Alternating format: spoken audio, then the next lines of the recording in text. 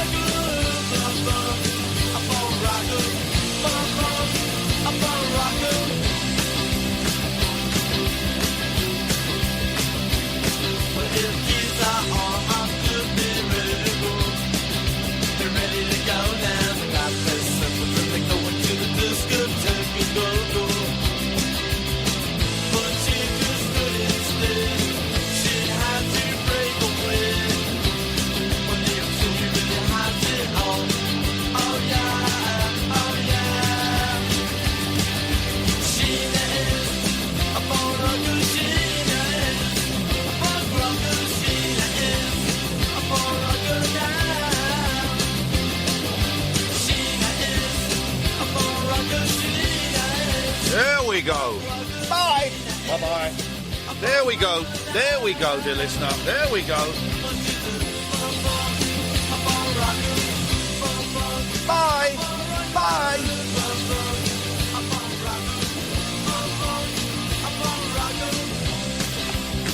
See ya. See ya. Bye.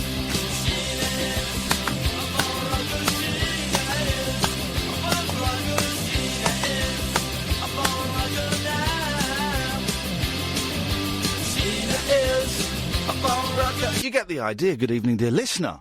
The Late Night Alternative. Bye! 0344 499 1000. People using this show as a meeting room? This show? As a place to hang out? No. Bye! See ya! 0344. Good evening, Catherine. Hey! Nice to see you. Yeah. You've been babysitting George Galloway, who we know has got a very potty mouth. He's been very good. How many Ofcoms did he get tonight? What was his Ofcom score? He's doing very well tonight. He was a very good boy. He only got 7. You only got 7 Ofcoms. Only one thing dumped. and that was Holly. I'm joking. Holly's with us this evening. It's always a delight to have you on board. 0344. I'm going to finish the phone number at some point, but not just yet. Want people to be on the edge of their seats. Here's the thing, right? If you're bored shitless, doesn't mean you get to be the Foreign Secretary. Go and get a hobby. Go and learn to play golf. Go and work in a charity shop. Do a word search. You don't get to be Foreign Secretary. Why does it sound so trebly in my ears? Can you put your headphones on and see if it sounds really trebly in your ears, or if it's just these headphones? It sounds very, very trebly to me in my ears. Does it sound trebly to you? Is it sounding trebly? Is it sounding trebly? I don't know what that means. Well, high and treble. What do you mean you don't know what that means? Put those on. That sounds very... Have a listen to mine. We're swapping headphones. This is exciting. That's very funny. Can you turn yours up loud? Turn it up as loud as it'll go, because you know I'm deaf. No, yours sound fine. But these are the headphones we've had all week. What the hell is going on with this place? I bet Chris Evans has bulged this up as well. No, these are the headphones I've had all week. You know Chris Evans has stolen all the TalkSport 2 desks? Yeah, yes. So apparently when we enter the new building, we have to go in with our zips undone and our willies hanging out. I'm bringing a tape measure. 0344 is the start of the phone number. Mm-hmm. You can call in about absolutely anything you want. It's Friday, got a headache. What are you doing?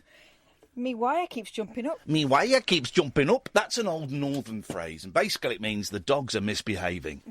0344 is the start of the phone number. The rest of it's going to come when I feel like giving it to you. I saw the best tweet ever, right? And this lady's going to come on the show, but not tonight.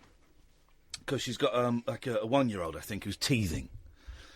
And so I retweeted. So I've been messaging her, and she's kind of told me the backstory, and I will...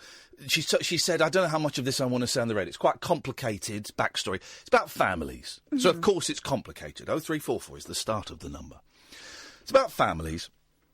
And so, of course, it's complicated, because families are complicated. Does anyone have a simple family? Oh, what have I said? You know what I mean. You know exactly what I mean. Does anybody have a family that isn't complicated? No. No, everyone does. Everyone does. So she's told me a bit of the backstory, but I won't go into it, okay, because it's not my business to do that. Hopefully she's going to come on Monday night. We will talk to her there. Her name's Abby, right? And I retweeted it because I thought this was great. Because she tweeted me something about mental health and saying, hang in there, Iain, you can do this. As I often do, when people tweet me or retweet me or follow me, I'll go and have a little look at their bio and just get a little bit of background. Because it's not, you want nice people to be tweeting you, but sometimes you'll go and click on their bio and it'll be a picture of the flag of St George, and it'll be, I am proper British. British spelt incorrectly. I got some missives from one of those today. Yeah, yeah. And I don't, you know, and I those guys I'm not so I always go and have a little look. And sometimes you fall down a nice little interesting rabbit hole, like a gentleman who won a pair of tickets to come and see the Rabbit Hole Picture Show last week. Clicked on his bio, and it said, I am the... something like, I am the sub-slut of this dude. So what? So I clicked on this dude, and he's the sub-slut. He is owned by this dominant master. I mean, just a guy who won a pair of tickets. We met him. Yeah, we met him. What a lovely, lovely bloke. I really wanted to ask him, how does that work? But this is the thing on Twitter. Some people put loads of stuff and some don't. So I clicked on Abby's feed just to have a little look, and it was either the pinned tweet or the second tweet down I thought was stunning. I know you've seen it because you've retweeted it, right? I thought this was incredible. So if you have any experience of this, 0344, I'll give you the rest in a bit. This is Abby, right? Hi, I'm a mum of 2 beautiful girls. Me and my husband are currently seeking for # surrogate grandparents in the UK. We need a couple who is willing to care, bond and love our children. For more information, please inbox me. Me and my husband are currently seeking for surrogate grandparents. Mind blown. My mind was blown by that. And I thought, that short tweet, I thought it was beautiful. I'm a mum of 2 beautiful girls. Me and my husband currently seeking for surrogate grandparents. We need a couple who is willing to care, bond and love our children. Whoa! I saw that and I just thought... I'm still now processing it. I think it's a beautiful request. And I hadn't heard of it before. I hadn't heard of surrogate grandparents. So I tweeted her and said, do you want to come on the show and talk about this? And we've been chatting on DM, so hopefully she's going to come on Monday or Tuesday next week. She's at home on her own, and the youngest is teething, and she said, I don't want to come on tonight. I said, well, have a think about it over the weekend, maybe Monday or Tuesday at 10:30, if you want to come on. And she kind of told me the story, and I said, will you tell me as much of this on air as you want?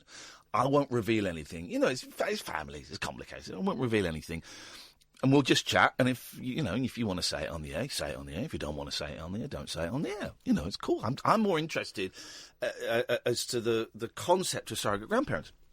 So I retweeted that, and quite a few people have got in touch. Now, Emma, who we've met in Manchester a couple of times, came to see us in Manchester this year and last year, I think. Very, very quiet, kind of. Sometimes once she came and met us for autographs, and the other time she didn't. She felt a bit shy. I like Emma a lot. She replied, my mum is a surrogate nan to my friend's kids. This is great, man. We've stumbled on something here. She attends assemblies at school, all the nice stuff. It's lovely, and it makes my kids happy too. Wow! So it's a thing, right? So it's a thing. So it's not just Abby who's put about this unusual request. Nova, stay there. I'll come to you in a minute. It's actually a thing, surrogate grandparents.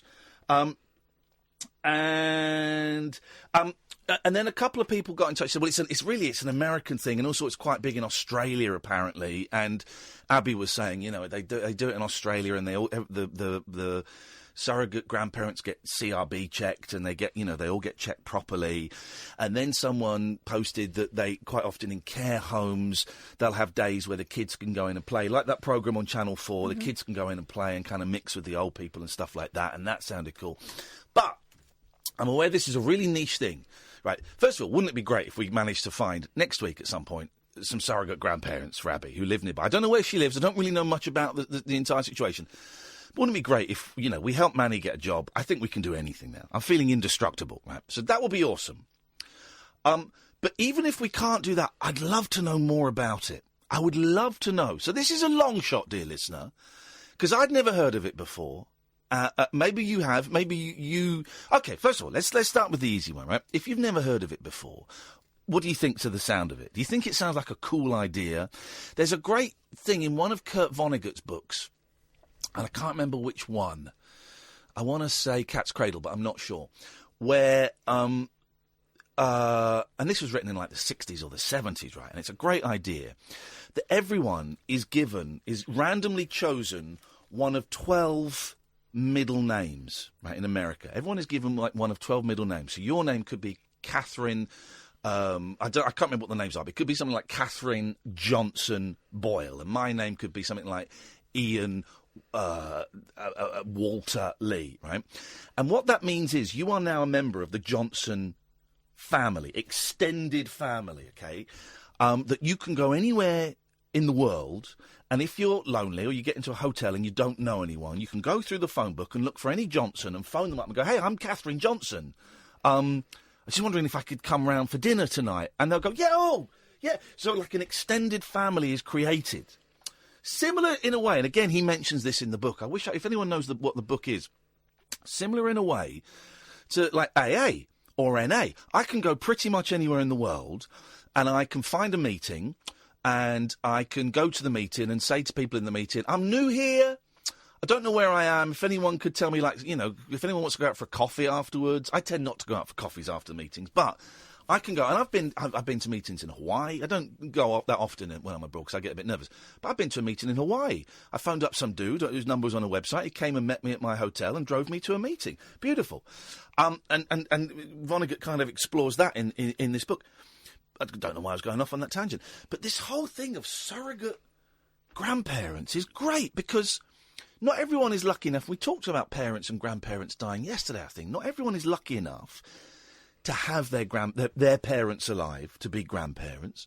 Or, as quite often is the case, the relationship between the parent and who would be the biological grandparents has fallen down and they don't talk. And we heard about that with G yesterday, and I talked about my dad and stuff. So the kid is losing out through something that isn't their fault. So you get surrogate grandparents. Have you heard of this, Catherine? No, I haven't. But I know people who have got who don't speak to their own parents and have kind of been taken on by other families. Yeah. Adults, though, usually, and it's usually sort of a friend's mum. Mm. But no, not children. I love that's it. like the decision's been made by their parents on their behalf. Yeah, right? I love it. I love the idea of this. That you get an older couple who say, "Do you know what? We'd love to be grandparents with something that we didn't do, or we've got grandkids and we know, and we would be happy to take some more, or we're not allowed to see our grandparents." Obviously, you want good, reliable, honest, decent, loving people. I really need to say that. And both sides, the kids and the grandparents, both get something massive out of it. I was thinking today, I really miss my grandparents. Yeah. I've not got any left now. And my kids are really lucky that they get to see theirs, you know? We lost one, but they get to see theirs, and it's such an important relationship because you've got that 1 degree of separation, right, where the grandparents don't have to be the kind of first line of defence. Yeah. They can be the one who is slightly further back and maybe slightly more impartial. Actually, my parents are more in favour of my kids, you know what I mean? Yes. And that's really special, really special. It can be. I mean, not everyone gets that. No. So, listen, we're going to talk about that next week. Abby's tweet just really hit me in the chest and blew my mind. simultaneously. And if you want to give us a call about that, maybe it's something you've done, something you're thinking about, Emma. I know that you're a shy one and you don't particularly want to call in. You'd be very, very welcome tonight. But again, there's no pressure, so I don't want you to sit there thinking, "Oh God, he wants us to call in and he hates me." Well, that's cool, man. I know the situation, but you'd be really welcome because I'd love to hear about your mum. And we may get no calls on it, and that's absolutely fine. But we will be talking to Abby next week, and we'll see if we can find out more about it. And maybe I'll do a little bit of research over the weekend, because I think it's incredible. I think it's beautiful. And we talked earlier this week, maybe it was Monday or Tuesday, it was Monday's show, about how do we make the world a better place. Boom. There's a way. There's a tiny, tiny way, but it's also huge simultaneously of making the world a better place. I love it. 0344. You ready? 499-1000. There's the full number. Feel free to give us a call. Call will cost you probably nothing. Pennies at most. You'll speak to Holly tonight, who'll take your name and number and give you a call back. Nova, stay there. You are the first caller of the evening. We'll come to you in a second. This is the Late Night Alternative with Iain Lee and Catherine Boyle, weeknights from 10 on Talk Radio. The radio show that knows truth is always stranger than fiction. Week Monday, I get shoes. The Late Night Alternative with Iain Lee. Because they're too real to be part of my imagination. On Talk Radio. Abby's listening. Abby, thank you for listening. We look forward to speaking to you next week if you feel up to it. I think we can help. Hey, listen, we got a bloke who that day had been sat on a park bench ready to kill himself. All he wanted was a job. Blind guy, bit of a boozer, and he was going to kill himself because he felt useless. We helped get that guy a job, right? We got him more than one offer, to be honest. Yeah, exactly. We got him several offers of a job. What I'm saying is, my dream would be to have 3 sets of potential grandparents, and we get them all to call your kids' names and see who they go to. I don't know. I can't promise anything, Abby, but do you know what? I'm prepared to get you on, have a chat, and I'm prepared to put in a little bit of elbow grease in this and see if we can't do something, because I think it's so beautiful, and that tweet made my day. I thought it was absolutely stunning thing to read. So we wish you the best of luck, and best of luck with teething. Oh, mate. Those little granules you can get in sachets were what we used to. Cocaine? No, they were like... Well, that's what they would have done in the olden days. They would. Yeah. But it got to the point where my kids would see me opening the sachet and their mouths would be open. Give me some. What are they called? I have to look them up. Well, your kids. Go to Facebook. I very rarely see them. Good evening, Nova. Are you there? I'm here, Nova. Are you there? Just. Well, hang in there, old lady. You can do this. You can make it till 1 o'clock. I'm doing an excellent accent. I'd stop now before it gets even more offensive. I want to have a go on the slad. I'm not a South African. I'm not doing South African. You are, where are you? really. Remind me where you're from, Nova. Brighton. Yes, I'm doing a Brighton accent. Can you not tell? You disgust me. Okay, now listen to me. I'm listening. I think I know why Tony Blair Sorry? And Doug and David Cameron want to come back into government. Doug and David Cameron want to come back, do they? Wow. Okay, yes, go on. David Cameron and Tony Blair. Yes, I know those guys. Those great guys. Yes. Why do they want to come back? It's not a coincidence. Oh. It ties up with the fact that Trump wants to build a golf course at the Victoria Falls. Okay, can you expand a little bit? This week, Invictus, a oil drilling company from Texas, yes, has discovered there's oil and gas in Zimbabwe. And David Cameron specifically wants to be the foreign secretary. Oh, why? What? To get the Zimbabwe oil? Yes, I think, come on. He fouled up on Zimbabwe and so did Tony Blair, and I think they want to go back and make more. Okay. Mess up. Well, hang on. You think? Well, that's a bit of a stretch to say David Cameron wants to be foreign minister because some people found some oil in Zimbabwe. Well, wouldn't you if you could? No, if I was David Cameron, I'd just stay at home playing video games. In your shed. In my shed, playing video games in my pants. I've got a theory about David Cameron going for that particular job. Hello, Kat. Hello. I think, right, he's taken a lot of flack for getting us into a whole load of grief and then walking away, right? So if he's the foreign secretary, he'll be the one trying to smooth things over. So maybe it's his way of redeeming himself. Come on, are you insane? He doesn't give us stuff about the country. If he gave us stuff about the country, he'd say, look, maybe I didn't do great in my premiership, so I want to be foreign secretary. No, he said, I'm bored witless. He didn't say that. I'm bored. Imagine that. I'm bored. He wants to go on safari. I think he can afford to do that. I think he can afford to do that. This is true. I just think it's all, for God's sakes. Oh, so it's a game to you guys, right? I get it. You think that you want to be foreign secretary, right? Because you're thinking bored. of his legacy. Because he has seen all of the episodes of Four in a Bed and Flog It, and now he wants to go and he muffed up this country. He wants to muff up the rest of the world. Don't be ridiculous. You can't see all the episodes of Four in a Bed. I've tried, and it's used up all the memory on my box. This is a thing. Please note, we did the vaginas yesterday. I don't want to talk about your box tonight. Here's the thing, right? Scientists have proven this, that there is an infinite number of episodes of Four in a Bed. And I'm glad. Infinite. Every time you How think many did they say? Infinite. Every time you think you've seen the last one, another episode appears. And what about Come Dine With Me? Well, come dine with me. Here's the thing. They've only made 5 weeks worth of that, and it's just on a loop. Yeah. It's the boozy lady who falls asleep. It's my episode. And it's the woman with the phone down her bra that does the belly dancing. There you go, you see. There's only 5. It's on a loop. You know what?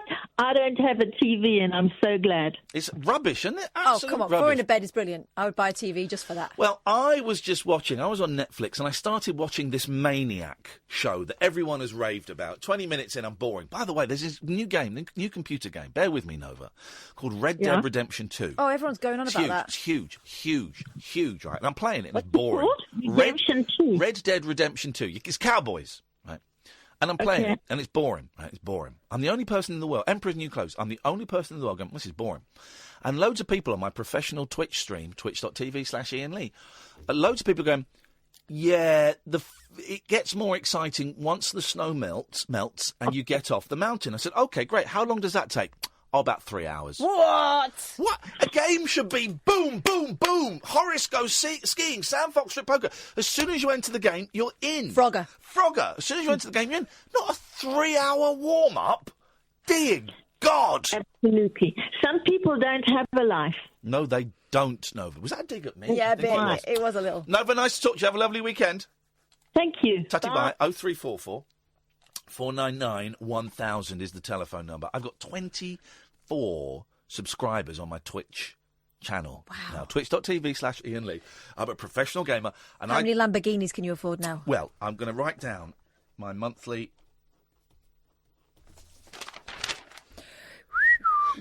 But that's just for playing games. And I told my son that. And he was like, oh, just for playing games, that's really good. And then we found out there's a guy called, I think, Ninja on Twitch, right? Guess how much he earns? That's a month, right? I'm getting there. Mm-hmm. Right? Guess how much Ninja earns a month? Yeah, a month from playing video games on Twitch, which is like a YouTube for video games, basically. $1 million. No. He only earns $500,000 every single month. So that's only $6 million a year. So $6 million a year from playing video games. Sam Fox strip poker. I think it might be. Yeah. But like me, he doesn't know the rules of poker, so he's just hitting buttons. And hopefully one day he'll get her to take her clothes off. Gosh, that's a little thing of life, isn't it? $6 million a year playing video games. Aren't blokes funny? Twitch.tv/Iain Lee. Come and subscribe. If you've got Amazon Prime, you can subscribe for free, but every month you have to resubscribe. Okay, Catherine? Thank you very much indeed. 0344 499 1000. What have you got? Oh, so many things. Oh, by the way, can I just say, I thought each day we'd call out a pervert. Yesterday it was people who spell their names Ian, dirty perverts, and a load of slack-jawed muppets have had a go at me today online. IANs, the perverts. I'm surprised they can type with So with they're going one on the hand. P list. Yeah, exactly. So today's perverts, because if you notice, I've got with me, it's empty now because I've caned it, Got my thermos. And it's not a Ponzi flask. It's not one of these coloured flasks. It's just a grey Thermo Cafe by Thermos, and that holds a load of drink.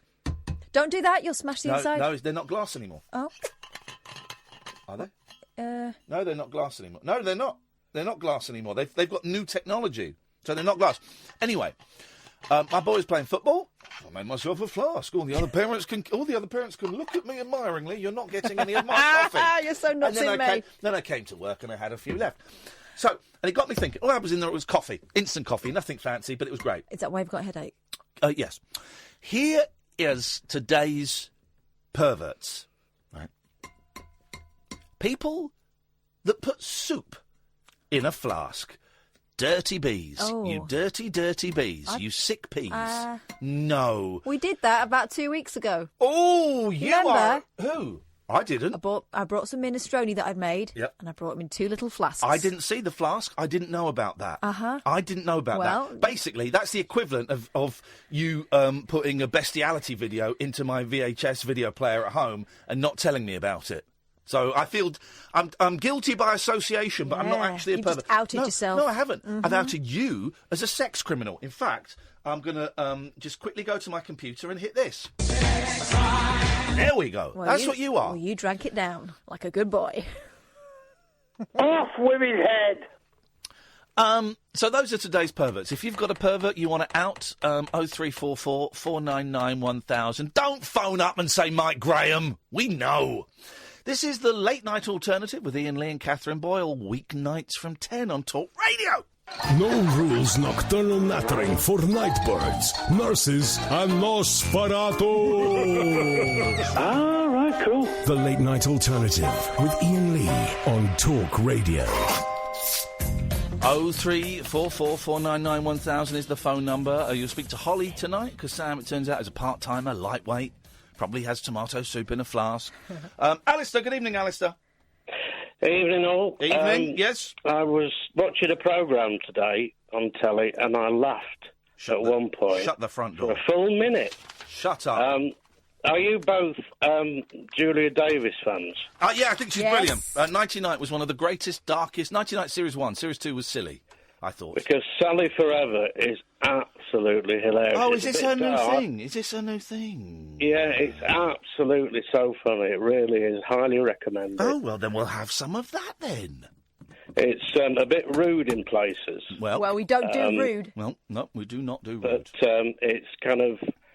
It's still so funny. It's not for the faint-hearted, but it's very good. Well, I will check that out. I won't check it out this weekend because I've got 2 young idiots staying with me. And by the way, I've got to say, I've got a load of fireworks in the boot of my car.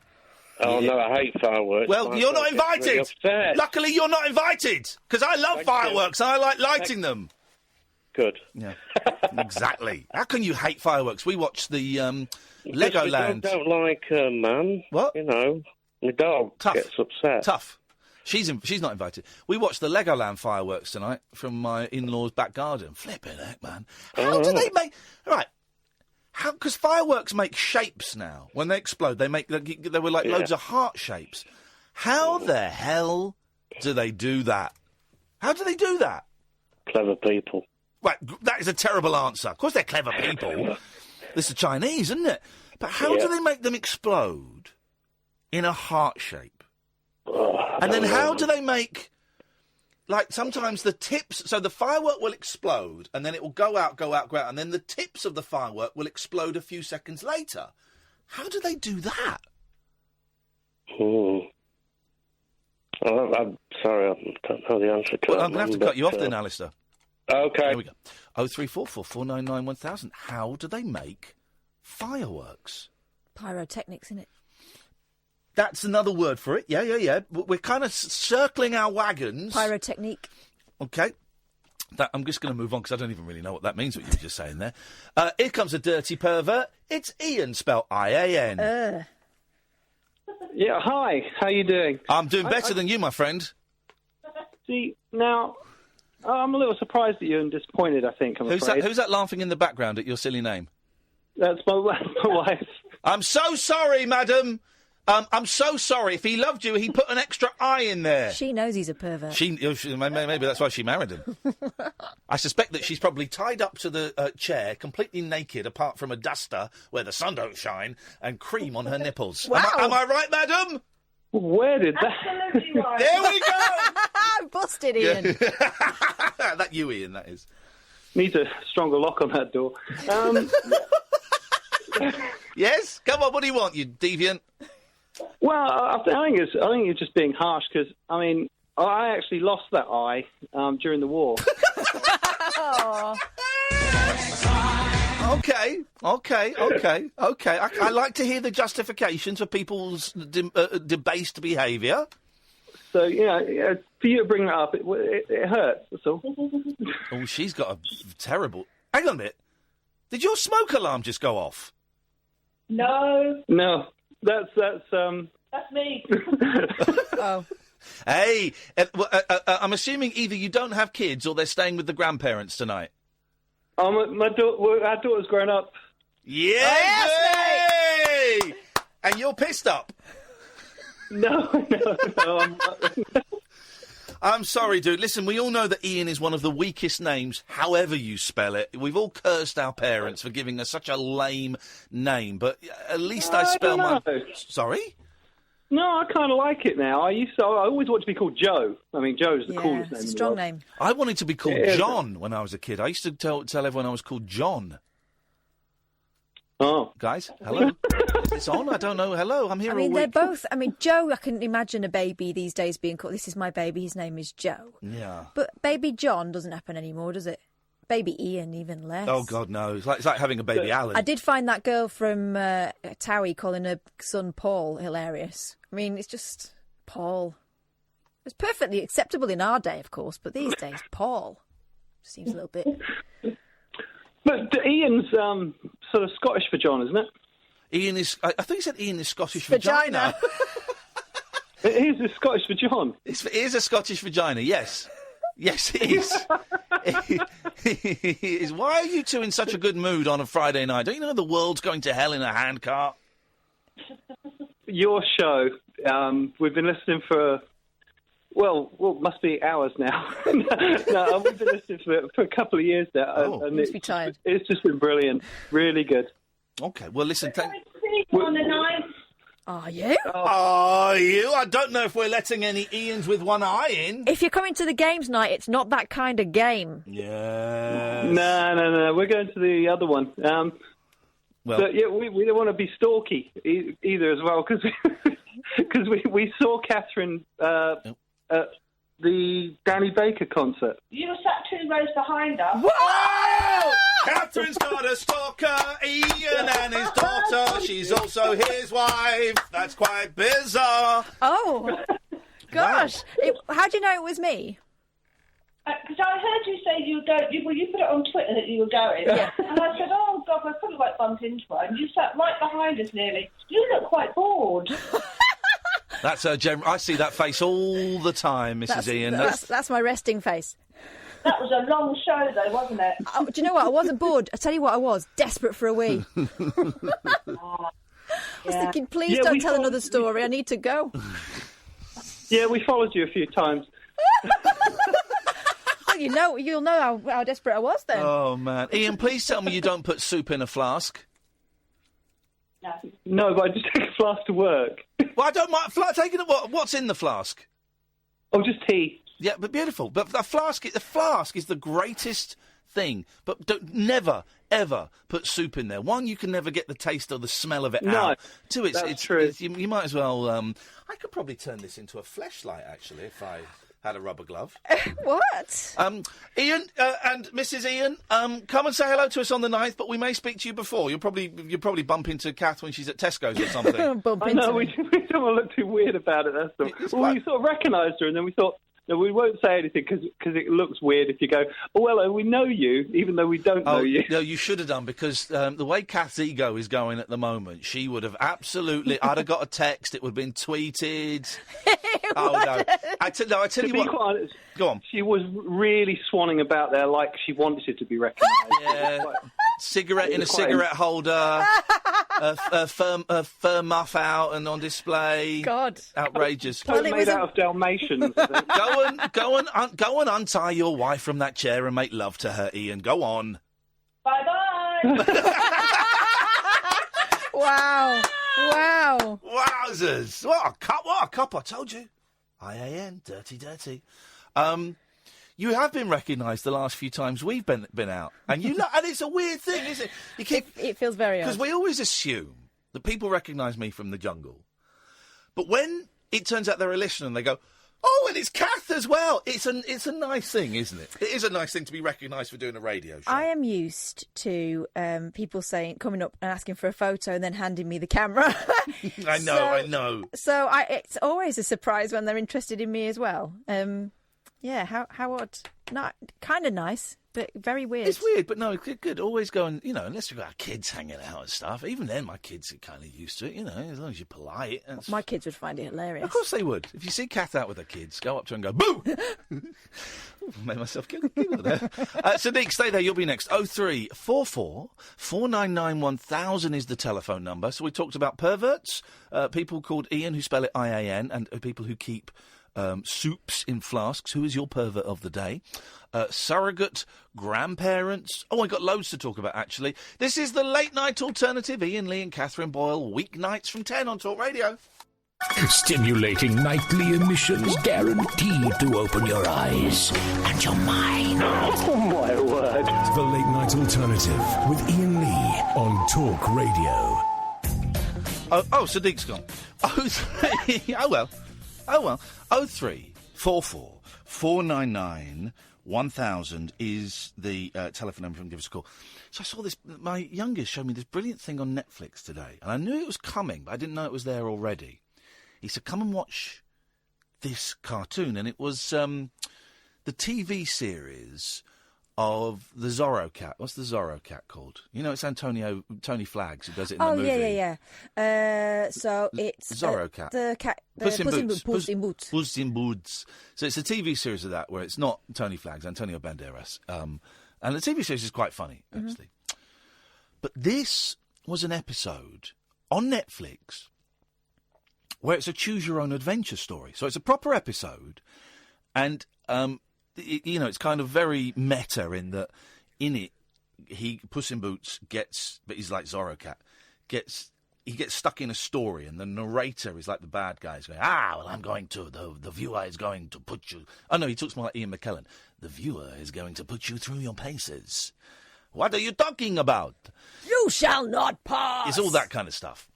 And that's not Ian McKellen. Yeah, it is. Oh, I'm thinking... It's Gandalf. I'm thinking of Ian McKellen, but when he's camp. No. Like when he's in the George Ezra video, which I've now seen 100 times. So it will get to a bit in the story, and then two options will come up, and the Xbox controller goes... And that was vibration, for those of you who can't see what he's doing. You get to choose which way the story goes. And it's brilliant. And my youngest had done it a few times, and I said, have you done all the options? He said, yeah, I think so. But we sat there and we did it. And it's very, very funny, actually. It's very funny the way it's done. Then towards the end... Well, I won't spoil it. I will do a little bit, actually. Towards the end, the cat, Puss in Boots, says, I'm taking control of the story. You can't take control. He says, yes, I can. And when you get to choose, you get two pictures on the screen. Mm-hmm. And he just draws, like, two crappy pictures and says, which one of you, viewer, do you want? Choose this one. And you get to control the story. And the thing is, it's also really funny. It's a really funny episode. And you get to interact. Now, I'd heard that... was it called Black Mirror? Yeah. Black Mirror was filming an episode, at least, of that, a choose-your-own-adventure thing. So I didn't know that this was already out there. And I remember Tomorrow's World, years ago... 0344 499 1000, by the way. Tomorrow's World, years ago... probably in the 80s, talking about cable television, and you'd be able to choose. And they trialled it, I seem to remember, in the States on a couple of cable channels where there would be a couple of alternate endings that you... In fact, you used to be able to do it on videos. Remember, sometimes there were a couple of videos that came out where you could fast-forward it to the ending of your choice. Oh. But this was great. And I just wonder I don't know if there are any more of them on Netflix yet, because my kids loved this one, And they would love it if there were more. And it makes perfect sense to do it like that and put them on there. The thing I don't get about Netflix and Amazon Prime, and I just, it spells the death knell, sounds the death knell, for the DVD extras. Because DVDs are dead. Now that John Lewis doesn't sell DVD players anymore, they're dead. People will be using them for a long time. I'll be using them. I still use a VHS. So, but they're dead. And the double disc edition for the hardcore nerd. I do wonder how many people actually watch the second disc. I don't always, but I like to own it. So the bonus features, the director's commentary, all of that stuff is going to be a distant memory. And I don't understand. It would be so easy for Amazon and Netflix to go, press your red buttons if you want. You can choose the audio. You can choose you want it in English or French or Spanish or Japanese. Well, then have the next one down be director's commentary. I like a director's commentary now. Yeah, but make it a big button because I remember lending my mum a film. Oh. Ever After, is that what it was called? It's like a Disney film, but a knowing Disney film about the sort of cartoon princess who comes out of the cartoon and into New York. Good, that's What's not it called called? Ever After. It's called Enchanted.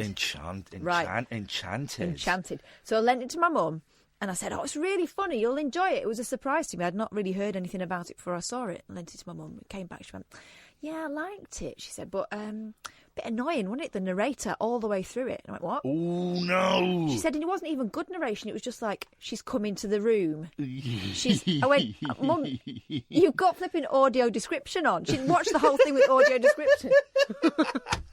Ah, fantastic! And not asked anyone about it, not noticed anything, just thought it was boring narration. 03444991000. How dumb is your mum? We can play that. I'm sure I can think of a few. Good evening, Sadiq. Iain, I went to a wedding on Sunday. It was really nice. Prove it. I had biryani, I had Indian food. Prove it. Where's the evidence? Where's the ev? I want photographs. I want witnesses. So that's what I need. I need your WhatsApp number. How can I send it to you? I don't have your number. Ooh, he's good. I tell you what, I'm going to play you a little quiz, right? If you get this right, you get 3 guesses. Yeah. You get 2 guesses. Right? Yeah. You get 1 guess. Yeah. If you get this right, if you guess who my youngest son is talking about, I'm giving you my mobile phone number. I'm giving you... You've got to promise not to give it to anyone else, right? No, I won't promise. You won't promise? I promise I won't. In that case, I am going to play a clip of my son talking about a very famous person from history, right? Yeah. You guess who it is, and just you. I don't want everyone phoning up. It's just for Sadiq, this. You get it right, I'm going to give you my phone number. Are you ready? Yeah. Here we go. I'm going to play it now. Hang on. Lee.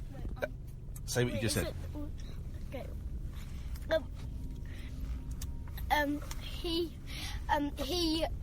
went in prison. He got the hang and he got killed.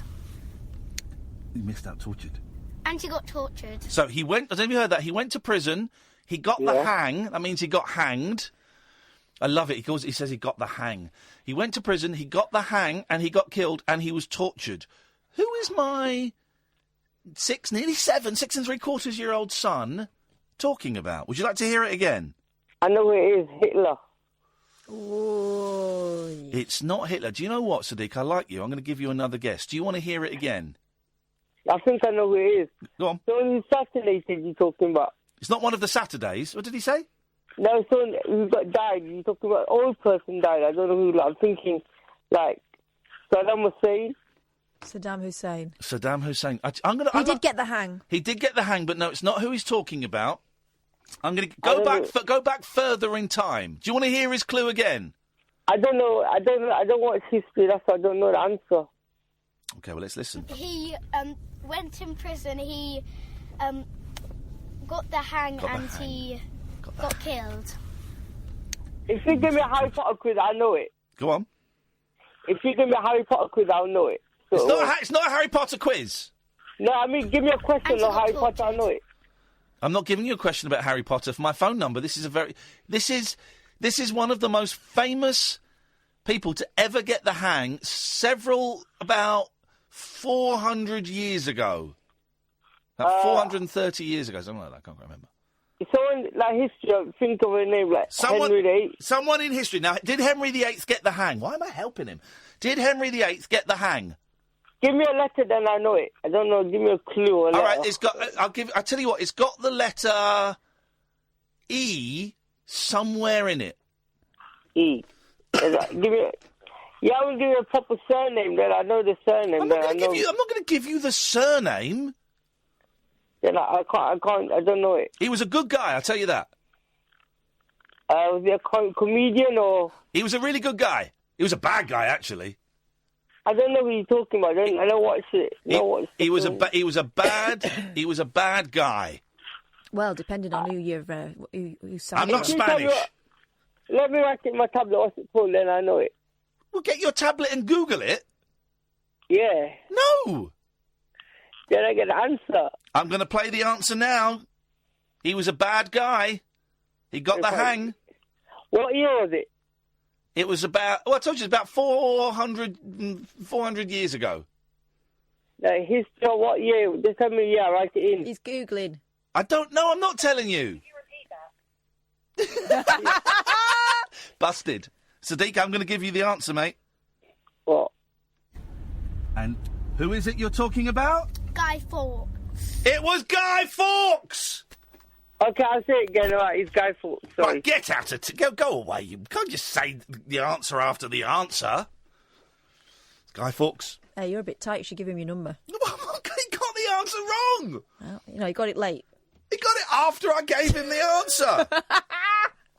He got it after. Tight. I love that, though. He got the hang. Mm-hmm. That's such a great turn of phrase of something so horrific as putting rope round someone's neck, kicking out a chair or opening something underneath them so that their neck snaps and they die, and people quite often applaud. This is the same child who thought the outline of a cat was the lining of a cat. Cat turned inside out. So just be careful next time you say you're getting the hang of it. Very, very dark. Very dark.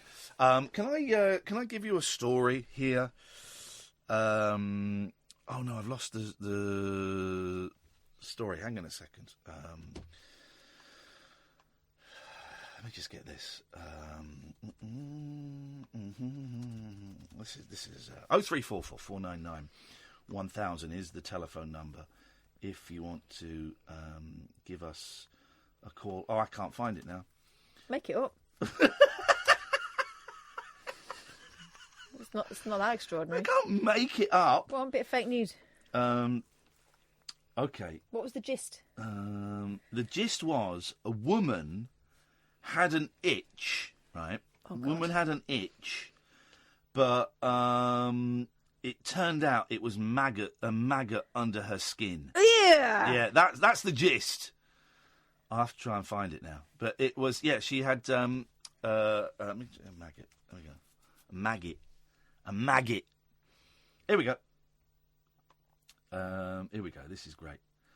Newlywed woman goes to doctor with an itchy groin, only to be told she had a maggot living inside her. A newly married woman who went to see the doctor about an itchy groin, is he cheating on me? Was left stunned to discover a maggot had embedded itself in her skin. The 36-year-old finally sought medical help after developing a red blister-like mark on her inner leg. Eesh. The unnamed woman from Tampa, Florida, was given antibiotics. Some speculated the mark may have been a cyst, while others contemplated it being an ingrown hair. Still unsatisfied, she went to the hospital when the horrific truth finally wriggled out. The doctor noticed the skin around the sore had become hard and decided to investigate if there may be an egg or bean beneath the surface. Is this live news, Holly? It's not. Okay, we're going to be a little bit. A bean? A bean. It was only after he consulted with a surgeon that the pair discovered the mark was in fact a live creature. The unnamed woman was immediately given a local anaesthetic and surgeons got to work removing what turned to be a maggot, known as a human botfly larva. The woman saw healed within a week and she was finally relieved of her constant groin itch.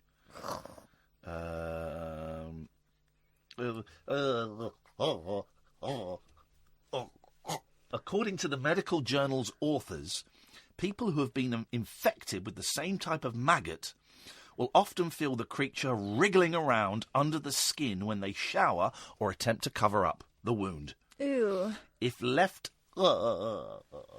untreated, the adult larva will usually fall out of the skin within 6 weeks of infection before maturing into an adult botfly.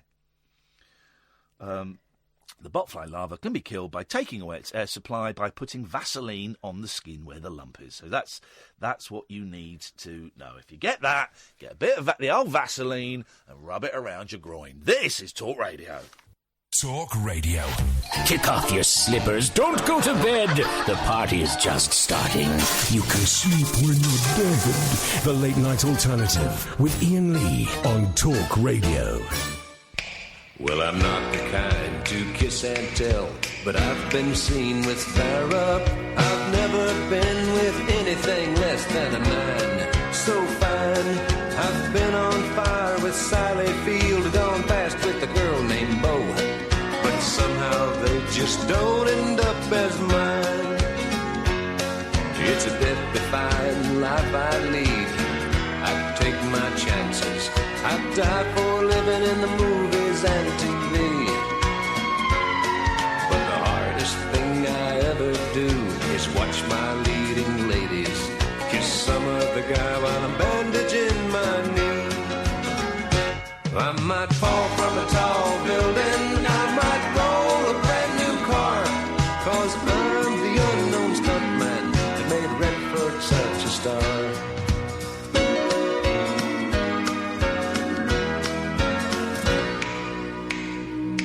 I've never spent much time in school, but I taught ladies plenty. It's true, I hire my body out for pay. Hey, hey, I've gotten burned over Cheryl Teague's, blown up for Raquel Welch. But when I wind up in the hay, it's only hay. Hey, hey, I might jump an open drawbridge or toss him from a vine. 'Cause I'm the unknown stuntman that made Eastwood look so fine. Did it, did it, did it, did it, did it, did it, did it. Aren't we all supposed to be whistling? Little reference there to the Matthew Wright Trail. Fun times and delighted times, wonderful times. It's the sunshine of my mind that makes me love you every time. And I walk through the door and I know I want more. And I take off my shirt and I take off your skirt. We make love. We make love. Then we send the kids upstairs and we make some more love now that they're gone. I'm loving you. Yeah.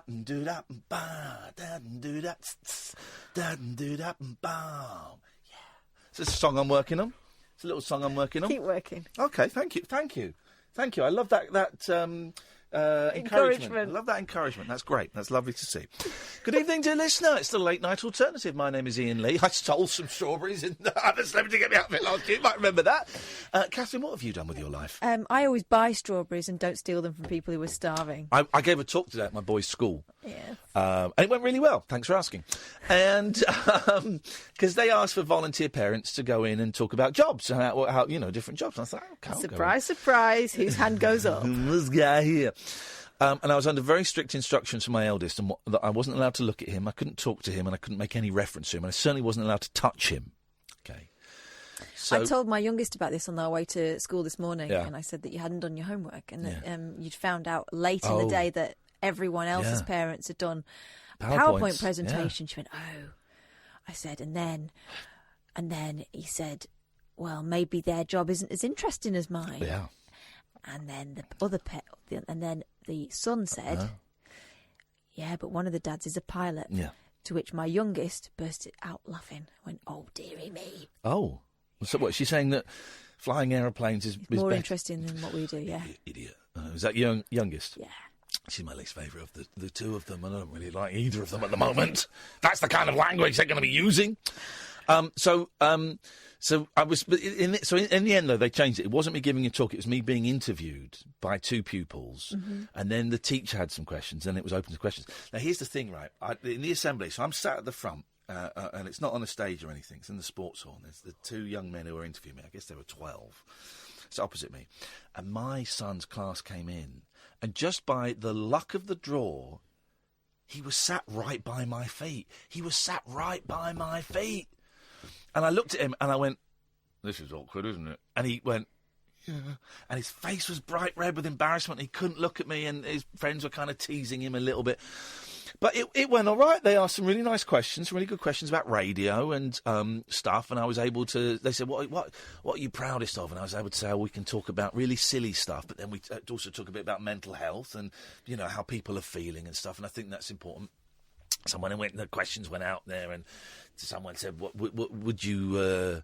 do you regret stealing the strawberries? And I said, well, I've got two answers to that. The answer I'm supposed to say to an assembly of 100 children is, of course, never steal from your friends. That is the wrong thing to do, and it's immoral, and it lets people down, and we don't want to let people down, and stealing is bad.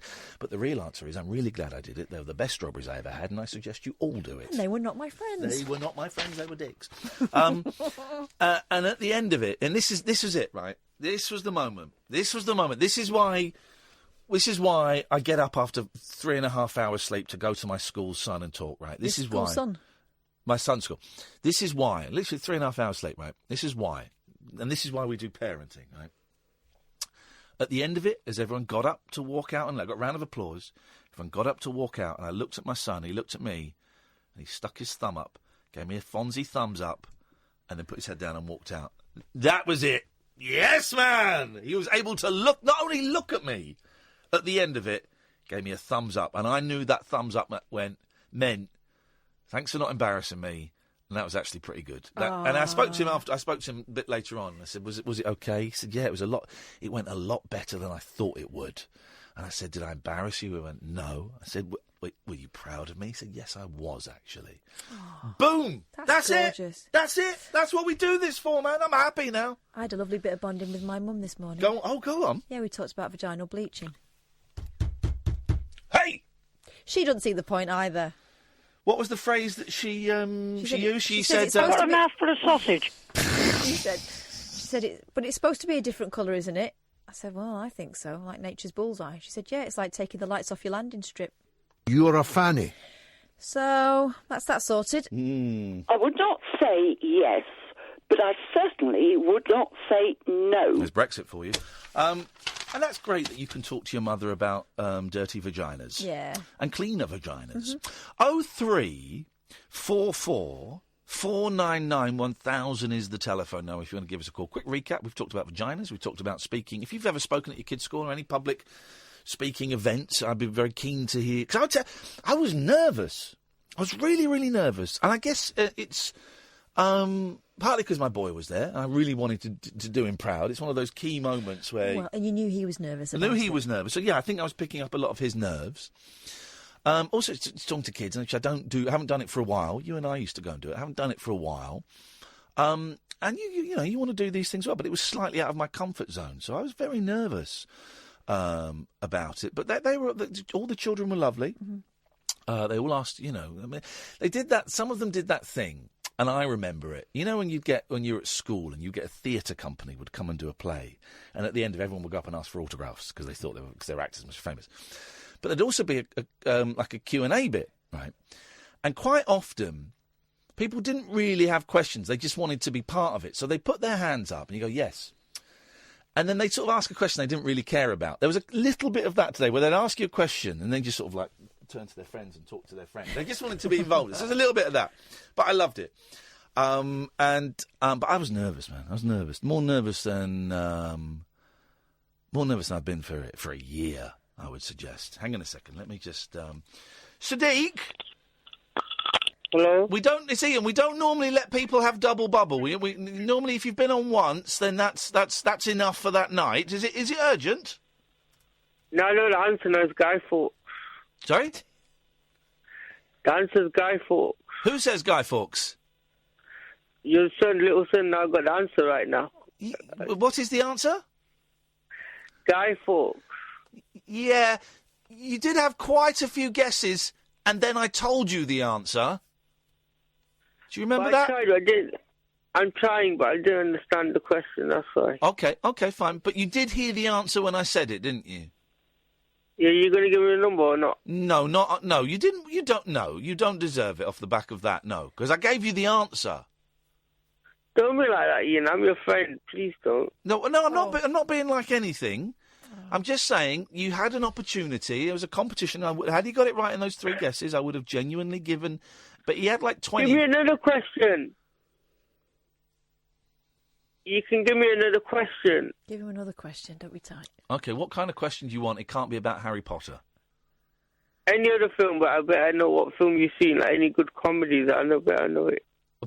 Any good comedies, you bet you know it. Okay, right. Let me think of a question. Okay. Laurel and Hardy.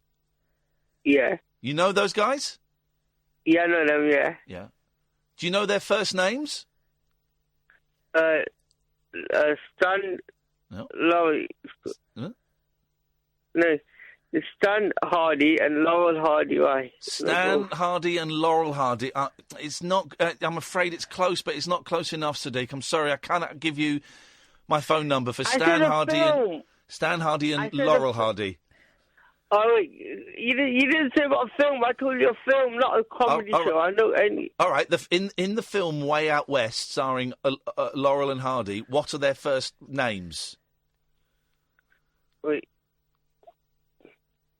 What you said again? No, you're Googling it! Good night, Sadiq. I don't know that. I like him a Cunning, lot. very cunning. I like him a lot, but he ain't getting it on the back of that.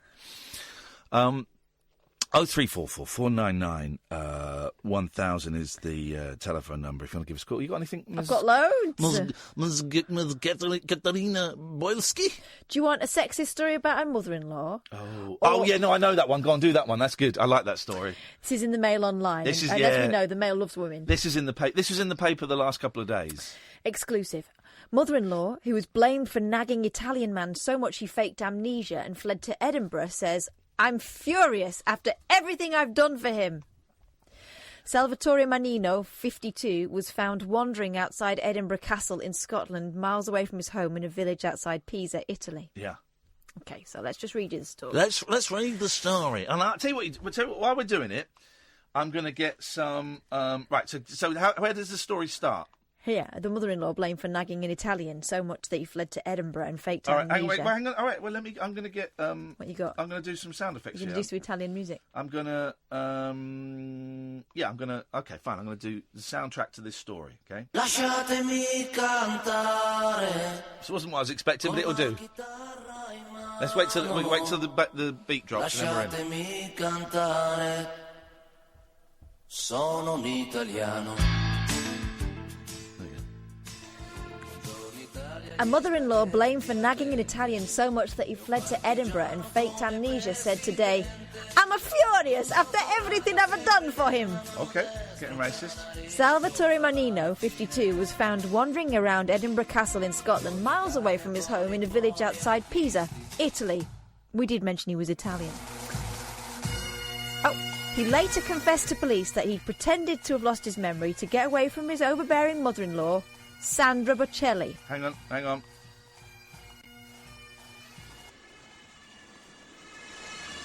Now, furious 75-year-old Mrs. Bocelli has hit back, saying it's not her fault Menino vanished and left his wife Francesca, 48, and their 4 children crying for days. Okay, hang on. Here we go. I've got it. There we go.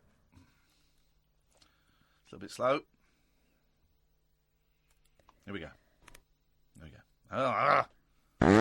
we go. Oh, dearie me.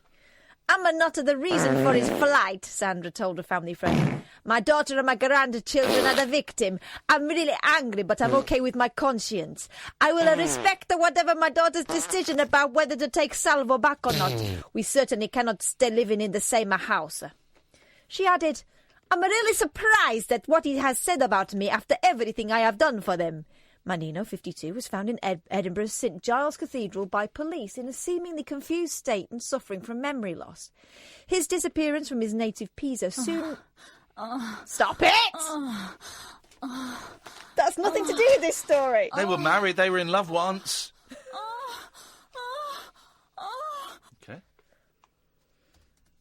Go on, carry on with the story.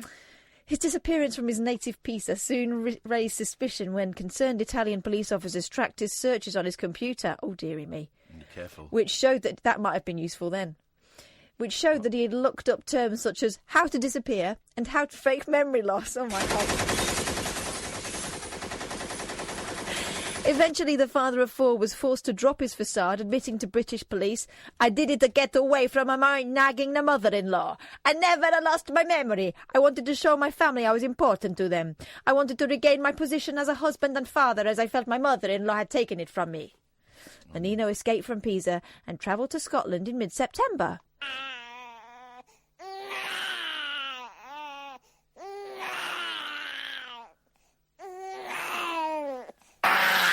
Oh, that baby's possessed! Nah!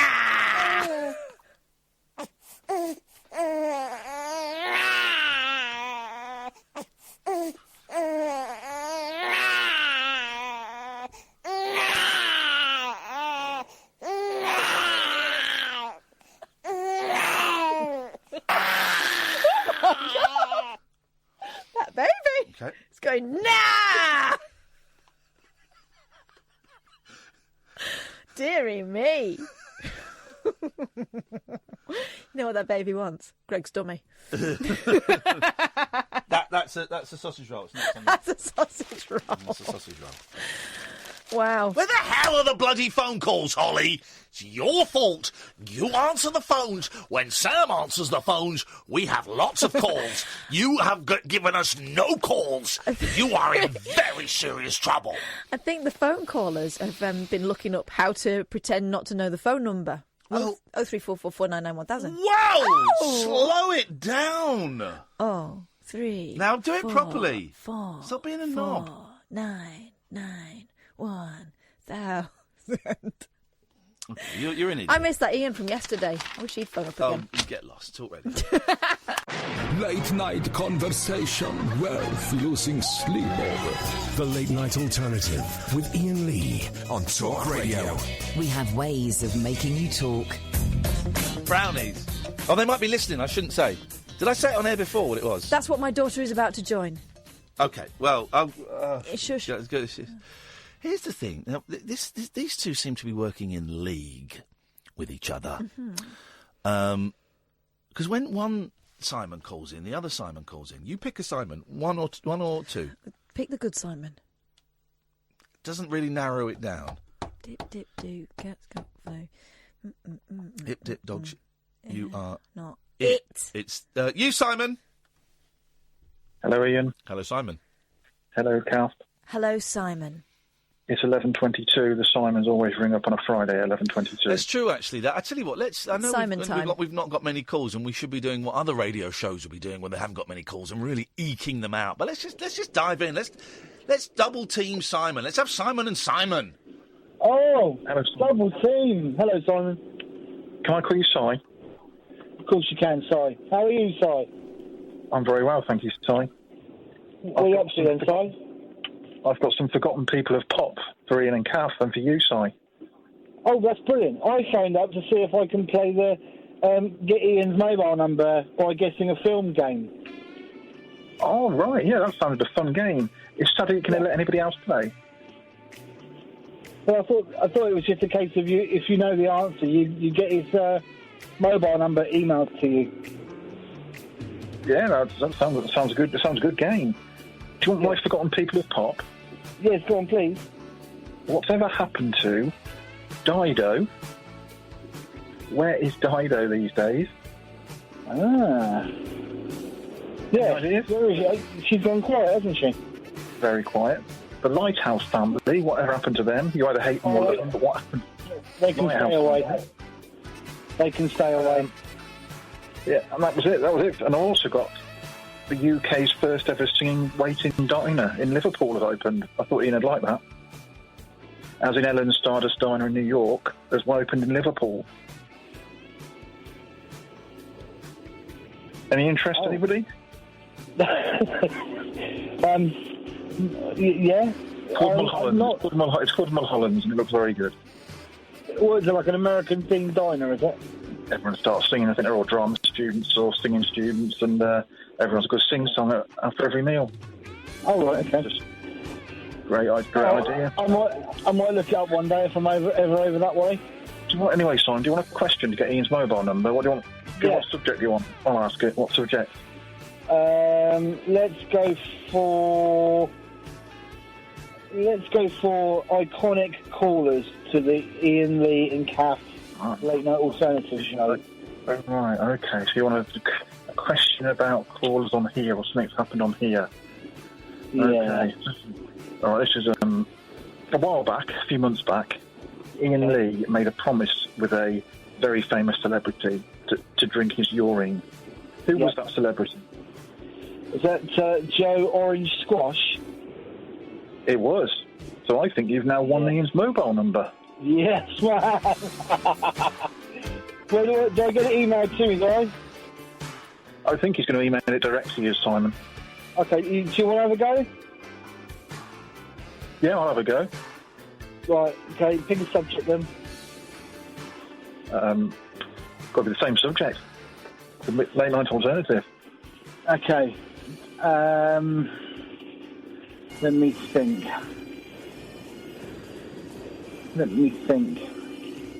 Dead air. I know it's Friday night, there's nobody calling, we can't have dead air.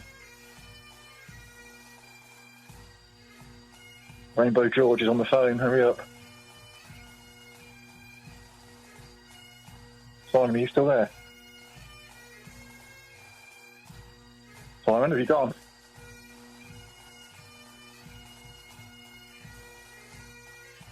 I'm enjoying the bagpipes. Very nice. Very relaxing.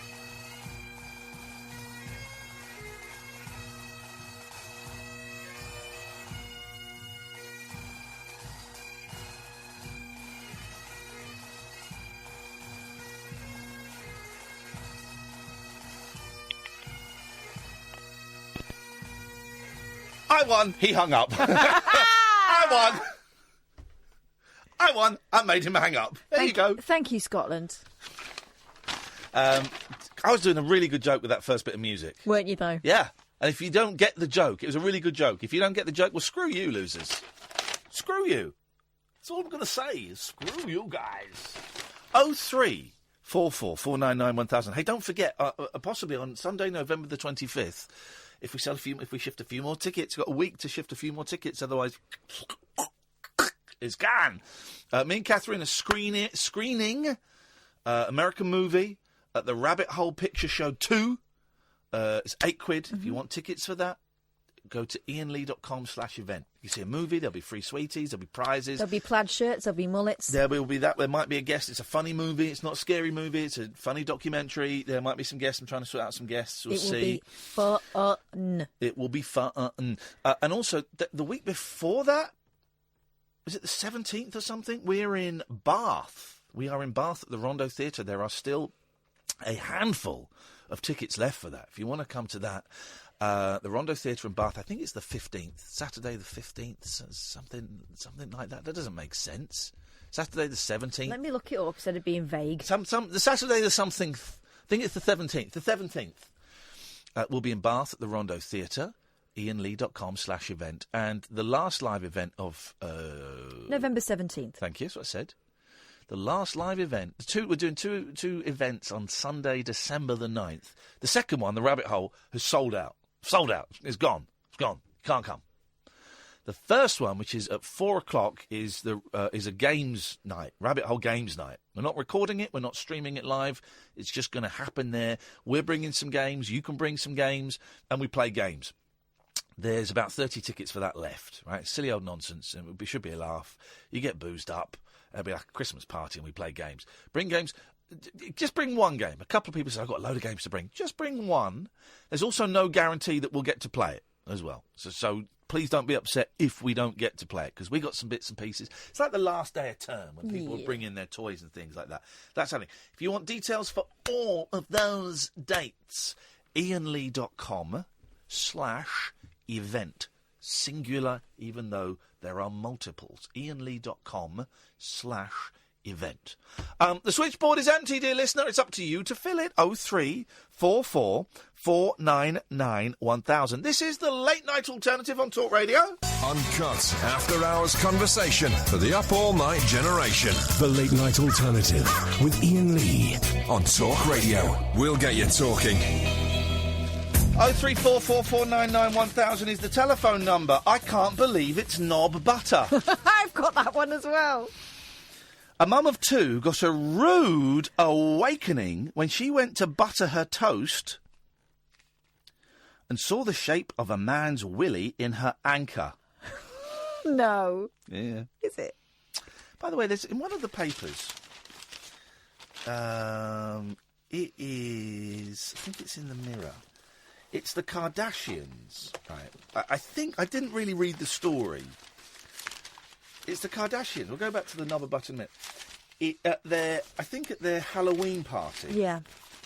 It was their Halloween party. I imagine they always tend to make an effort.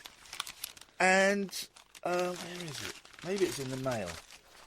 Let me just stay with me, guys. What stories do I have in the mail? Page 27. So it's the Kardashians at their... Oh, it wasn't. Maybe it was in the Sun. Bear with me. Bear with me, bear with me. Yeah. So this is the Kardashians sprout wings to dress up as Victoria's Secret angels for Halloween. So the Kardashians... Right, so this is their... They're all sisters, are they? Yeah. Right.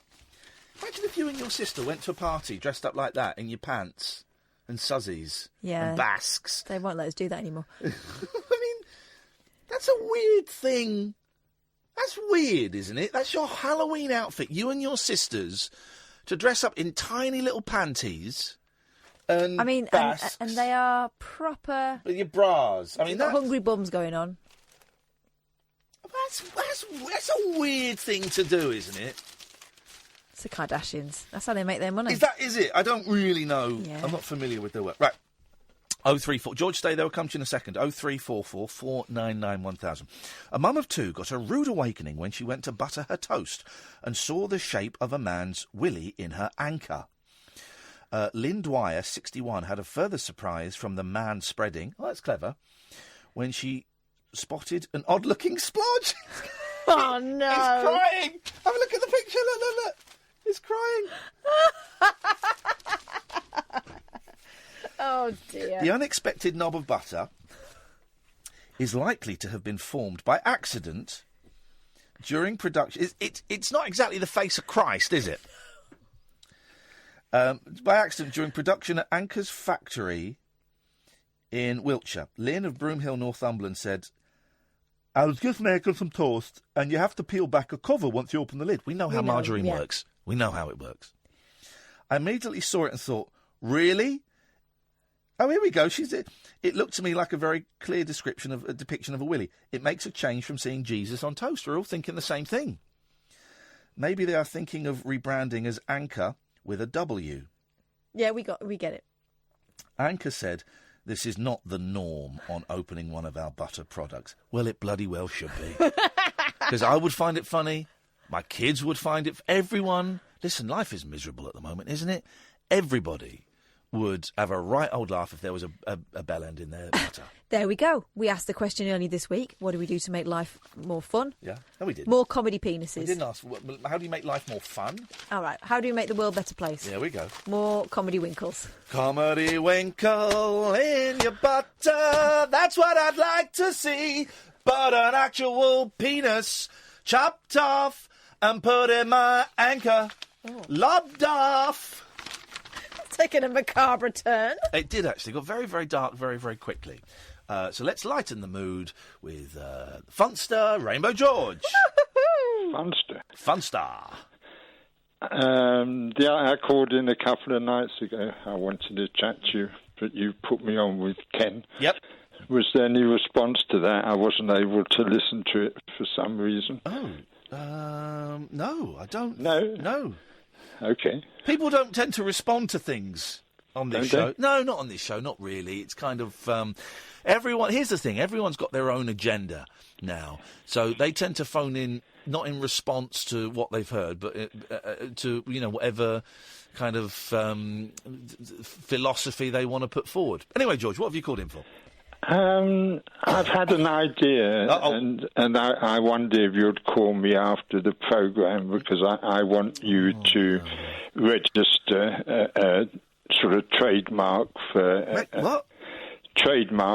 a name for a drink that will outsell Coca-Cola. Right, okay. George, what's your realistic view of the answer that you are going to get in the next 10 seconds?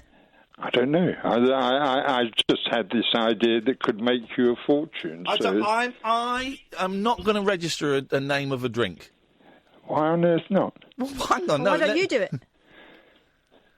Why do all your schemes involve someone else doing it? I want to give you an opportunity to make an absolute fortune, and I'm getting a really negative. Yeah, I'm not driven by money. I'm doing all right. I'm doing all right.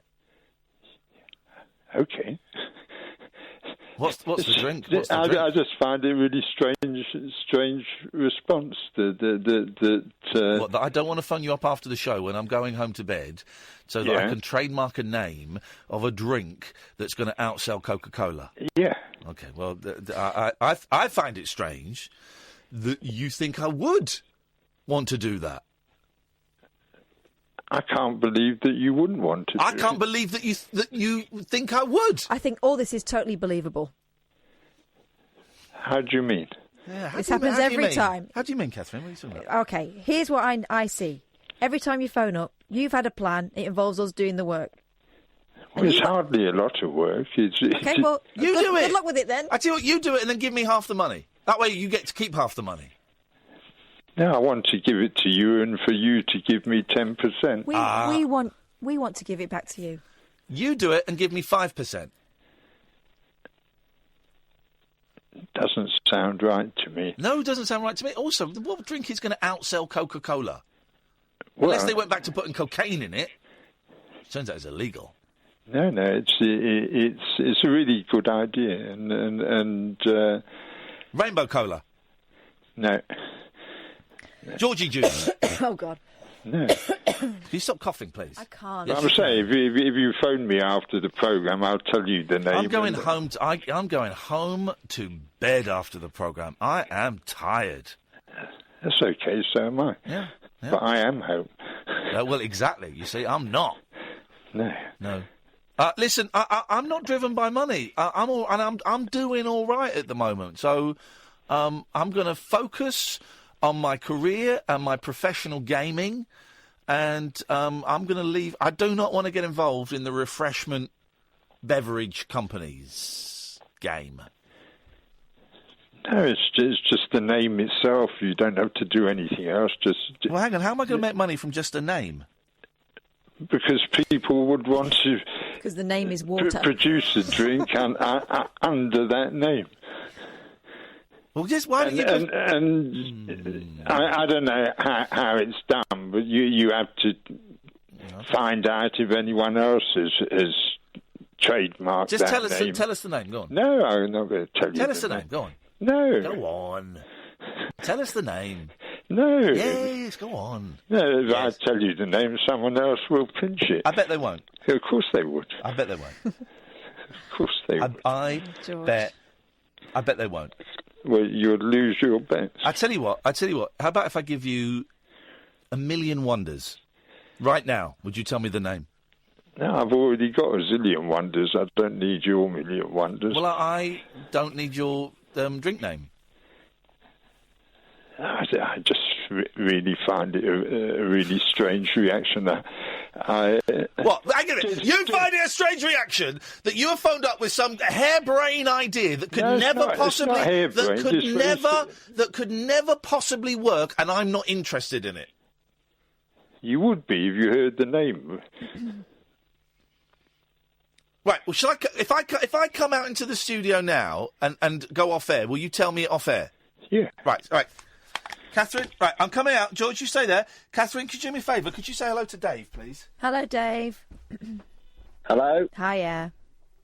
Well, obviously, November is I'm a Celebrity Month, so I just wanted to get both your thoughts on Holly Willoughby being the replacement of Anthony Partling. Excellent. Go, Holly. What do you think that she's going to do well? Yep. Don't you? Well, to be honest with you, I think that Stephen Mulhern probably would have been a better option. Why? Well, I think what Ant and Dec had, they could bounce off each other with the jokes, but I think that Dec and Holly Willoughby won't really bounce off each other, if you know what I mean. But Stephen Mulhern is a solo guy, and Holly makes her money working with other people. I know, but Stephen did work on Saturday Night Takeaway, didn't he, with Dec, so I think maybe if they came together, I'm sure it would probably work. He's not as big a name, though, is he? Well, no, he's not, but, it would work. It's not going to be the same with Alzheimer's, but it would have been similar with Stephen Mulhern. Well, maybe that's the point. They don't want it to be similar. Well, that's how it makes most of the money, because of Ant and Dec, really, isn't it? No. I don't think so. They're not in it enough for them to be that much of a defining part of it, are they? Oh, I know that I probably wouldn't have watched it if it wasn't for Ant and Dec that were in it. Do you only watch it for Ant and Dec? Not for people eating pigs' parts and stuff? Well, I do think that part's funny as well, but I think Ant and Dec make it a lot better. Right. Shut up, man. I made it a lot better last year, David, and you know that. You know that. I made that show last year. Yeah, you did, yeah. You're right. You were brilliant in it. And I did actually vote for you, I'm not going to lie, I did vote for you. Well, you're a good person. Dave, thanks very much indeed. Whatever it was you're talking about. Right, George. I'm not going to say it on air. Good. George has given me 2 potential names. Can I write it down and tell Catherine if she promises? Yeah. I promise I will not do anything with it. So, 2 potential names.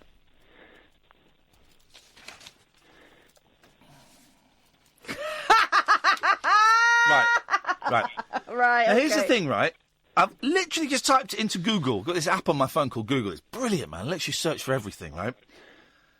And, well, I don't know if it's a drink, but that name is certainly... There's certainly a website with that name. Right, but we'd be looking to... I gave you 2 names, so one of them... OK, well, let me try the second one. Hang on, let me try the second one.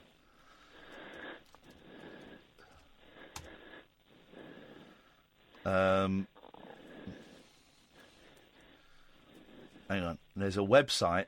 Yeah, that drink exists. I've got to click on the website. Hang on. Well, it's not.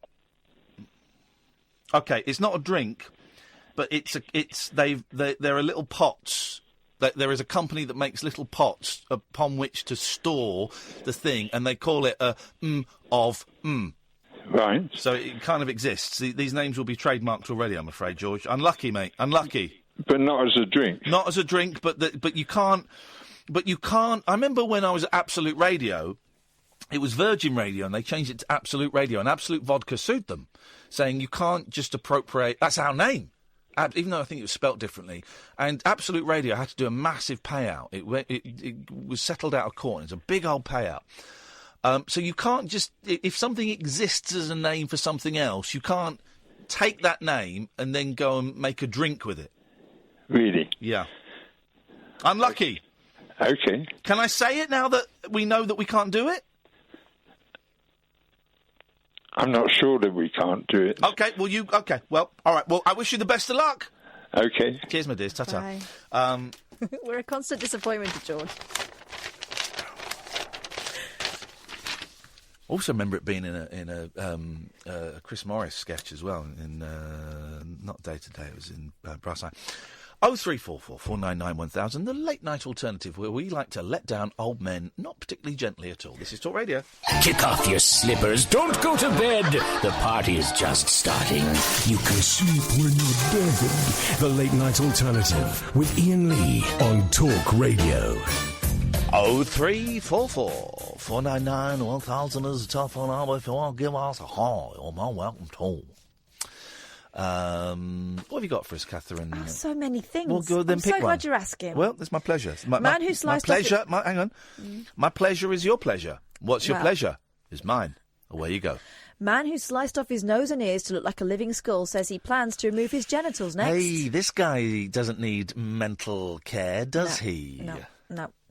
Eric Hincapié Ramirez, 22, better known as Calaca Skull from Cartago, Colombia.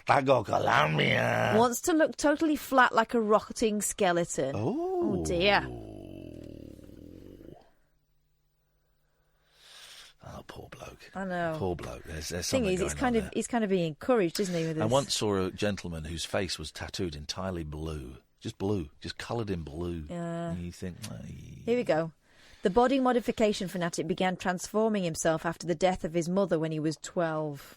He started by having his mother's face inked into his back before developing a design to resemble a living human skull. There we go. Eric had his tattoo artist friend remove the tip of his nose and ears, creating a disturbing look. Which That ain't no friend that's done that. No. That ain't a friend that has done that. Making him a viral internet sensation. The father of one told a reporter from Los Informantes... Oh, please, come on, mate. You're in this country, you're speaking this language, stop it. I voted Brexit for this, to stop this. That he now intends to have his genitals sliced off so he can become... Genitals! Completamente plano. I nearly swore Como un esqueleto. He wants to come on an escalator. No, he wants to be like a skeleton. Blimey, poor lad. Is that the story? No, there's more. There's a lot of pictures. Hang on. Okay, well. He said, we're all the same. No matter if you're a boy, girl, a man or an elderly man, we're always the same. Those are the four categories of human. Boy, girl, man or elderly man. Those are the four categories. Nothing else counts. We're always the same, a skeleton. Ramirez spoke about his obsession with death, saying, I would like to be buried 2 metres underground. I feel like being beside dead people. It's like being in peace, in harmony, that there is not so much pain. He says he laughs when people scream at his appearance and claim that pain soothes him like medicine. Oh, this lad's not well at all, is he? Eric's other modifications include slicing his tongue in two and having it dyed grey while getting dark eye sockets permanently inked onto his face. He also has teeth shaded around his mouth. The 22-year-old's been slammed in the media by members of the public back in Colombia for his macabre look, but his Instagram feed is littered with pictures of fans greeting him in the street and posing for selfies. That's what he used to look like before. Oh, poor bloke.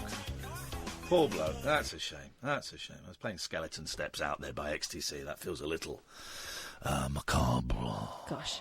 He told Rio Noticias website in Colombia, body modifications are a personal decision, should not be judged. It's like judging a woman for getting breast or buttock implants. For me, a skull is like my sister, a part of my family, really. I feel very attached to them. I feel very attached to mine. I feel very attached to my skull. Well, I wouldn't be the same without it. Hello, Jamie. Hiya. Hiya. What you got for us, Jamie? I've called up for some advice. OK, well, you're in the right place. This is the advice hour. It's the last 10 minutes of the advice hours on the show, so you're there. It's from Kath, if possible. Away you go. Catherine gives out great advice. She's a great human being. I often turn to her for advice, so let's hear it. I've just moved to Manchester. I give out excellent advice as well. I'm just saying I'm fine with it. I'm cool with it. It's great. That's great. You want to talk to Catherine. It's her full name. But I do give out great advice as well, but that's fine. I don't take it personally. You do whatever you need to do, Jamie. Away you go. Jamie, this is Catherine. Catherine, this is Jamie. I'm fine, but I give great advice if anyone wants to call me. Go on, Here we Jamie. Go on. Please don't take it personally. It's just not from Manchester. No, mate, it's fine. It's fine. Honest, I swear to God, I have not taken it personally. It is absolutely fine. I just have to get it out there. I've been to Manchester, and I give the best advice. Maybe not everyone thinks that, but I know it's true. But I'm fine. You two have a little Manchester talk. I'll find some Manchester music. Away you go. Oh my God. Okay, this is for the both of you then. So I've just moved to Manchester. Oh, right, most of us, is it? And I want to go out this weekend and explore the city, but I don't know where to go or what to see, what to do. Just looking for some pointers, really. All right, here's my top advice. You ready? Canal Street. No. Google it.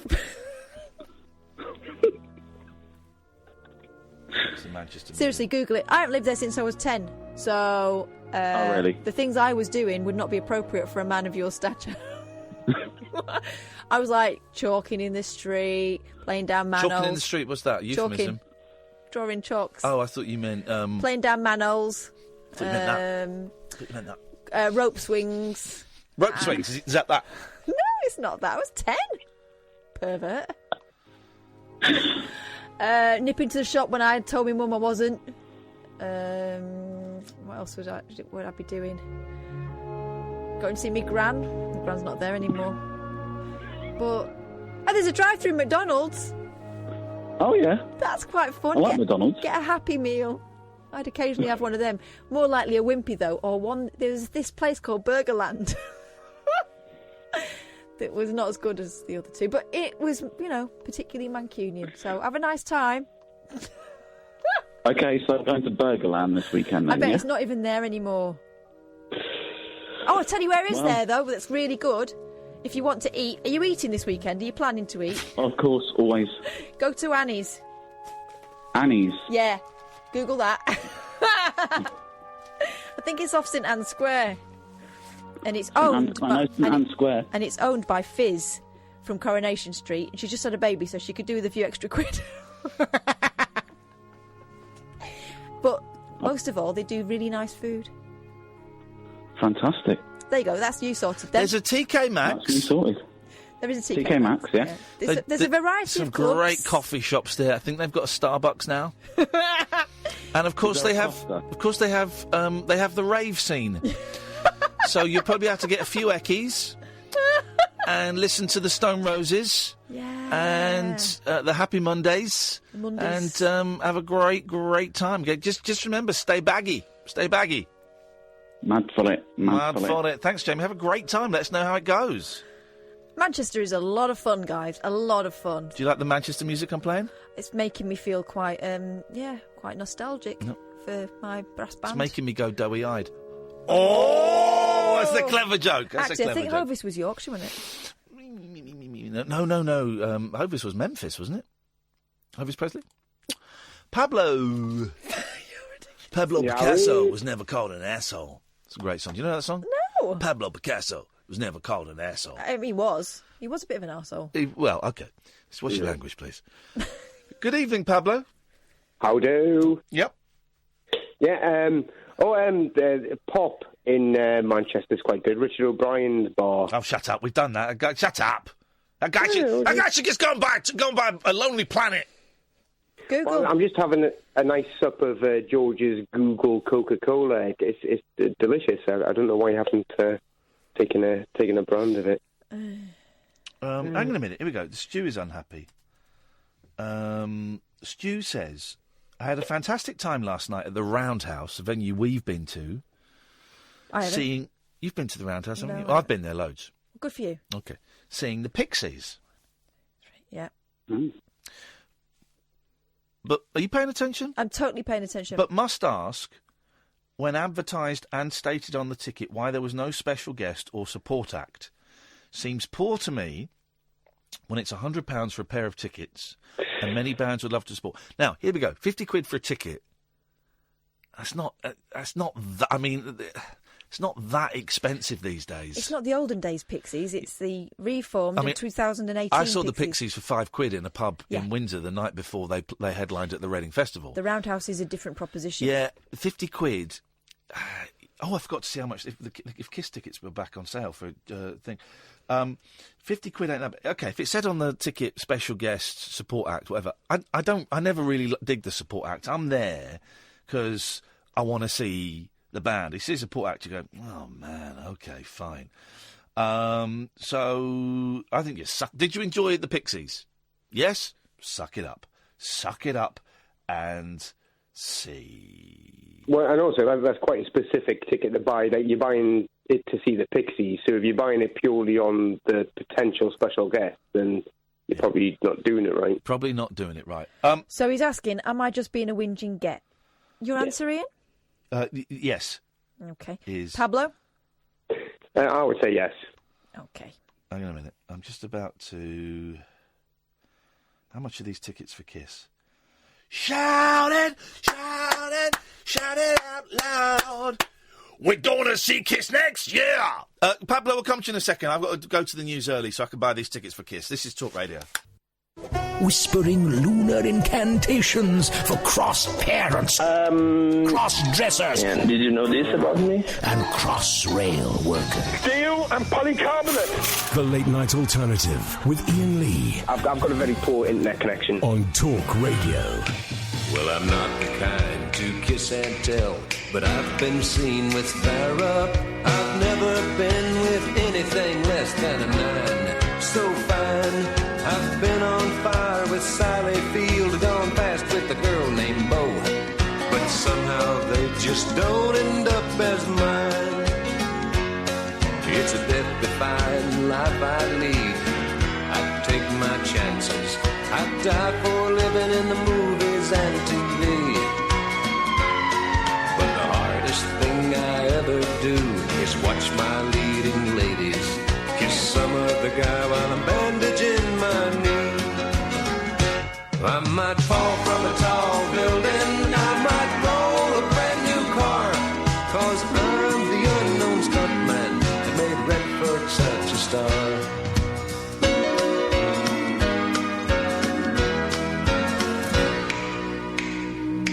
I've never spent much time in school, but I taught ladies plenty. It's true, I hire my body out for pay. Hey, hey, I've gotten burned over Cheryl Teague's, blown up for Raquel Welch. But when I wind up in the hay, it's only hay. Hey, hey, I might jump an open drawbridge or Tarzan from a vine, 'cause I'm the unknown stuntman that makes Eastwood look so fine. Whoa, yeah, touch it, slap it, play with it. You and me, baby, we're going to go and see Kiss July the 11th next year. Excellent. Okay. Adam and Nigel, stay there. We'll come to you in a second. This is the Late Night Alternative. Don't forget, 1 o'clock, it's Martin Kellner. He's asleep now, so we can say anything we like about the loser. He's not a loser. He's a very, very nice man, but he is asleep right now. Yes, Pablo. How do? I feel conflicted about buying tickets for Kiss. I really want to see them, but I also think that Gene Simmons is a dirty piece of SH1T, and I've just put money in his back pocket. I hear you on that one, but I will say, are you familiar with the Kiss cruise? Yes, I am familiar with it. A lot of these American bands do these cruises where you go out for 3 or 4 days on a cruise with your band. You get like Q&As and workshops, and they do like the band do a concert and stuff. Yeah.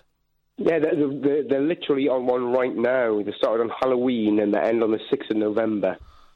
Okay, well. I'm busy then. I'd organise a helicopter, but you're all right. Ooh, a helicopter, you say. What you got for us, Pabs?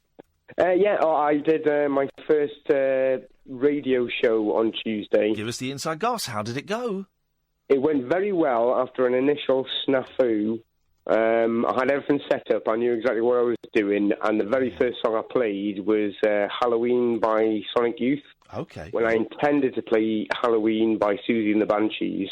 Okay, that happens. Stuff happens.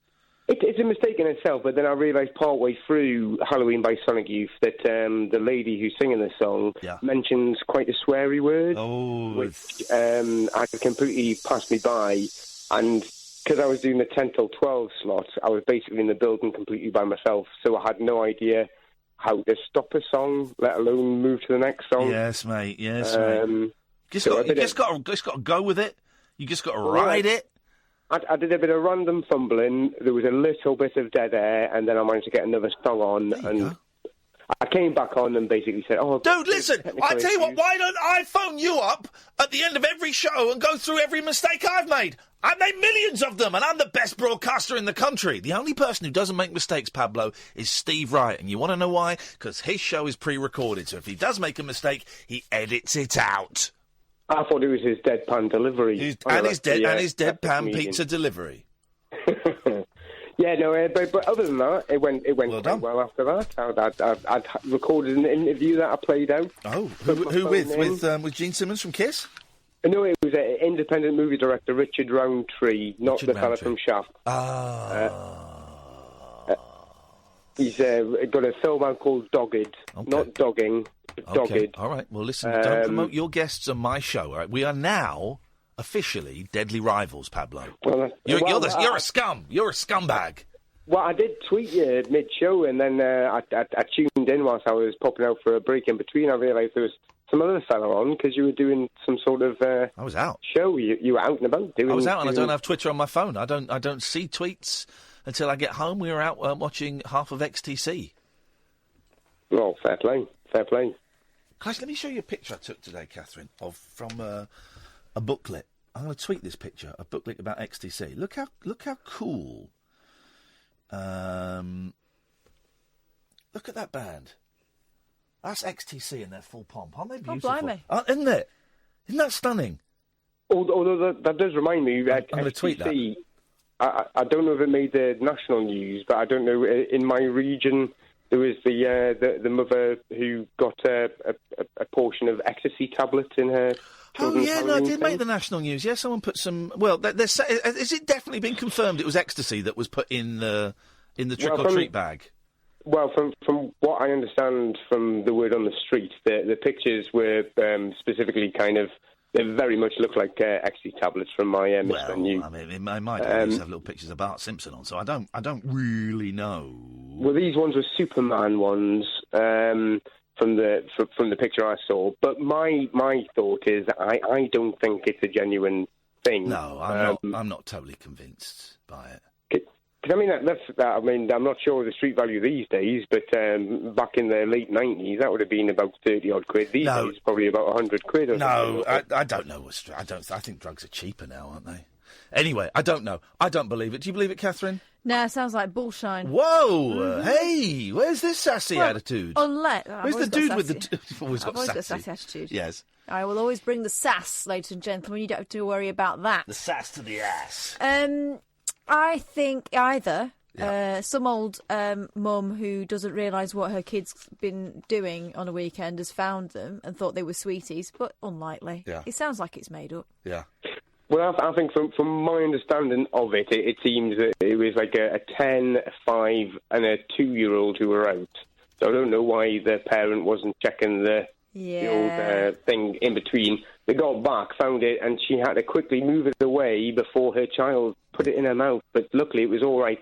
I'm thinking it's a little bit of attention-seeking type of thing. I'm not convinced I buy this story. Are you convinced you buy this? I don't buy this story, Pabs. Smells fishy. It smells fishy. Well, aside from anything else, I think the expenditure for what it would be, it would have to be a targeted attack for something like that. Okay. That would have You've to worked be the something... maths out. You've done the maths. I think pills now are like, they were like 15, 20 quid back in the... Also, they're like a fiver now. Kids don't need pills. They're high on life. No, exactly. So, Pablo, I'm not buying it. I'm not buying a word of it. I'm out. I'm out. As Duncan Bannatyne would say. I'm out. For that reason. I'm out. I'm out. Let's go to Nigel. Oh. Oh, hello. Hello, Nigel. Am I on air? Have we caught you in the middle of something? No, I was just swallowing. Flipping heck, mate. Yes, I didn't know I was going to be on so quick, did I? Well, I can come back to you. No, please don't leave me.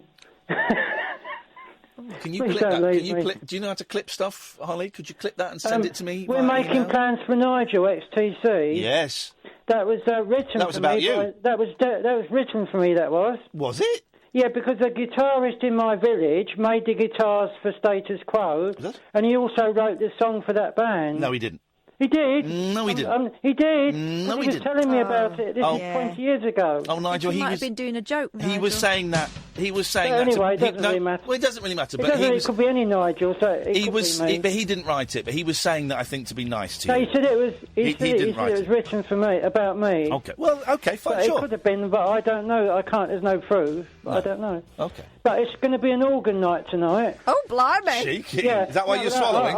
If you go, I can fix my computer speaker thing. My what do you call it? My boogie box thing up in about 5 minutes. But, boogie box? You go back to the 80s? I've got a recording of me playing on my keyboard. Yep. But first of all, I wanted to talk about. Have you met Peter Kay at all? Have I met Peter Kay? You know, the comedian, Yeah, the big chap. I'm trying to think if I have met him. He I don't was think on I have. Parkinson on TV a while ago. I don't think I have met him, but I know people. Barry from Watford knows him very well. He's very funny, isn't he? And he's quite a good singer too. I just saw him on Parkinson. Oh yeah. A recording that was done a few years ago, and that if you go onto YouTube and go to the Harry Stoneham Trio, which is a jazz trio, I played the drums with the organist about 20 years ago. Okay. Can you find that and have a look? Not right now, Nigel, because I'm leaning back in my chair and I can't reach my keyboard. It was an organist that I played in a pub with, the Green Man pub in the Old Kent Road. Have you been in the Green Man? Not that one. I've been in the Green Man. The Old Dun Cow opposite? Nope, don't know that one. No. My great-grandma used to live on the Old Kent Road. Bet she went There's a lot of pubs there, isn't there? Did she enter the Green Man? They got a ramp. She had a wheelchair.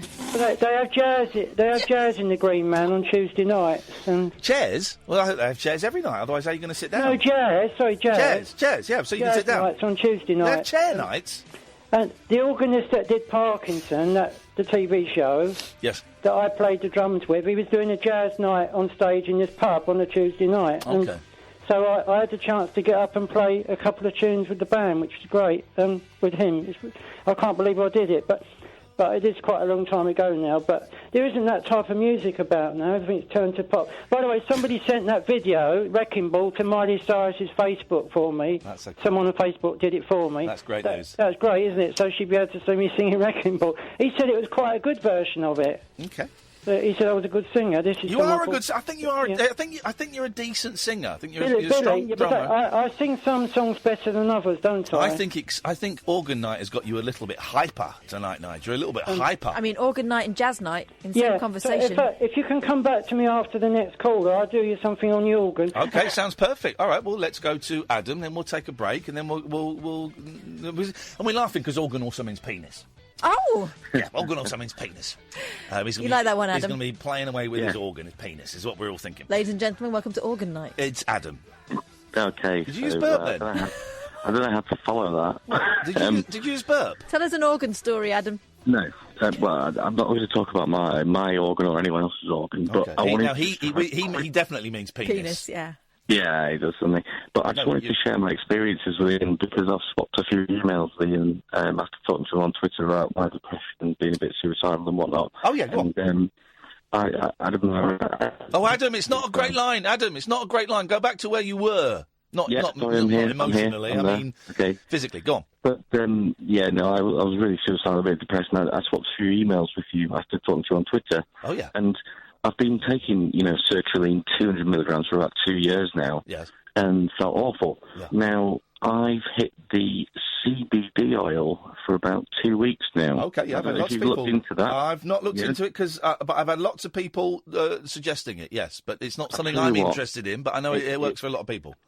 It's completely legal. It's not got any THC in it. It's not any hallucinogenic or anything like that. As of yesterday, it's now available on the NHS.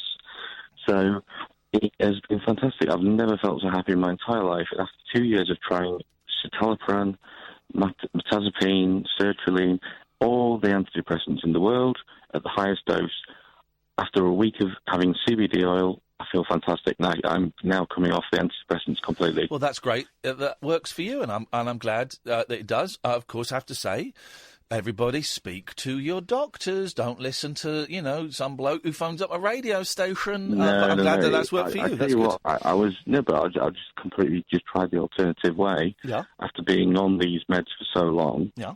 And just feel completely different after a week. Just feel amazing. I'm glad. But it is legal. It's not an illegal thing I'm talking about. CBD is oil. You can get it in Holland and Barrett, for crying out loud. It's very weak, isn't it, in Holland and Barrett? It's not the. Well, yeah, it's only 5%. So you get the 20% stuff. That's the proper stuff. But 2 or 3 drops in your tongue every day, and after a week, I just feel happy. Amazing. Okay, well, 2 years of serious depression. I hope it continues that way for you. That's excellent and I news. just wanted to tell you, you should really look into it, mate. I'm not going to. I'm not going to. But I appreciate your suggestion, and I will say again. Why do you say you're not looking into it, though? Just out of interest. Because it's not something that interests me in the slightest. Why not, though? I don't understand. No, there's no reason for you to understand. It just doesn't interest me in the slightest. But you stick on the normal meds. And what if I chose to stick on the normal meds? What? No, I'm just saying I have done for years, but something else that's worked. But that's your journey. That's not my journey. No, that's cool. I understand. I'm not being funny or anything like that. I just wondered why you were so against it. But I was against it until I tried it. Okay, great. Well, I'm not going to try it. Okay, that's cool. But I appreciate it. But I just thought I'd tell you. I'm glad it's working for you, man. Well done. Okay, cheers, man. Thank you. I'm not going to try it. I'm going to follow the advice and suggestions of my doctor, and we're going to work together as a team. Again, I would say to you guys, don't take the advice. Don't take my advice. I can't give you medical advice, so don't take my story as what you should do. Don't take, a guy phoning up a radio station as what you should do. Speak to your doctor, speak to those people around you, and, get decent medical advice, is what I would say. My concern, I've had a few people suggest that to me. My concern is that it is a derivative of cannabis, and there is, I know it doesn't get you high, but my concern is that there would be a little part in my brain that would go, hey, this is cannabis, man, then this is okay and this is working. So maybe you could have a joint. And my brain, when it comes to drugs, does not, I'm guessing, work like Adam's, does not work like yours, does not work.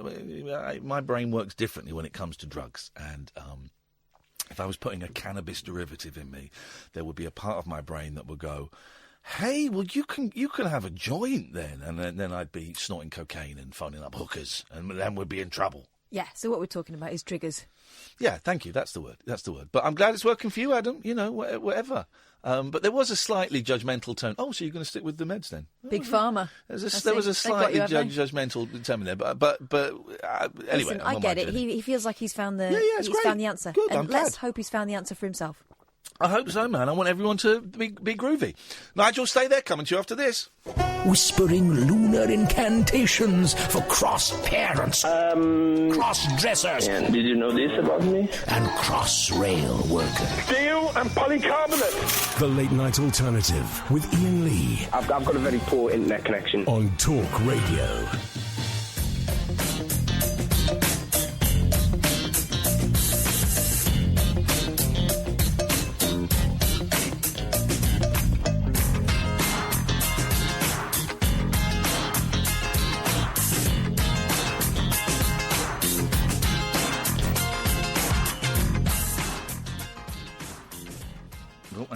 What have I done here? Here we go. No, please don't leave me. Thank you. Nigel, I didn't leave you. We're here, and we're ready to get the party started. It's Nigel time, guys! That's my new ad. No, please don't leave me. Is he crying? I think he's crying. Please don't leave me. No, please don't leave me. Why are you listening to Iain Lee? He's an idiot. What? You should be in bed. You should be in bed, child. Are they my children? Yeah. God, their voices have changed so much. I've got a few of them on here. Is this, Hello, Mark. Oh, that's mine. Hang on a minute. Hey, Mark, how come if I eat an apple at another end of the tube, my mum can hear it at the other end? That's biggin. Oh, God. Hey, Mark. Hello. Is it true that we're all made out of lots of bits of stars? Oh, yes, man! And that's not that long ago. It's maybe a year ago. But they both sound like babies. It's the weirdest thing, isn't it? I do. My eldest sounds like a teenager. Well, I found my hard drive for my old computer. It's got thousands of photos on. So this is what I meant to ask the listener. Stay there, Nigel. I'm not going to... No, please don't I'm leave not going me. to leave you.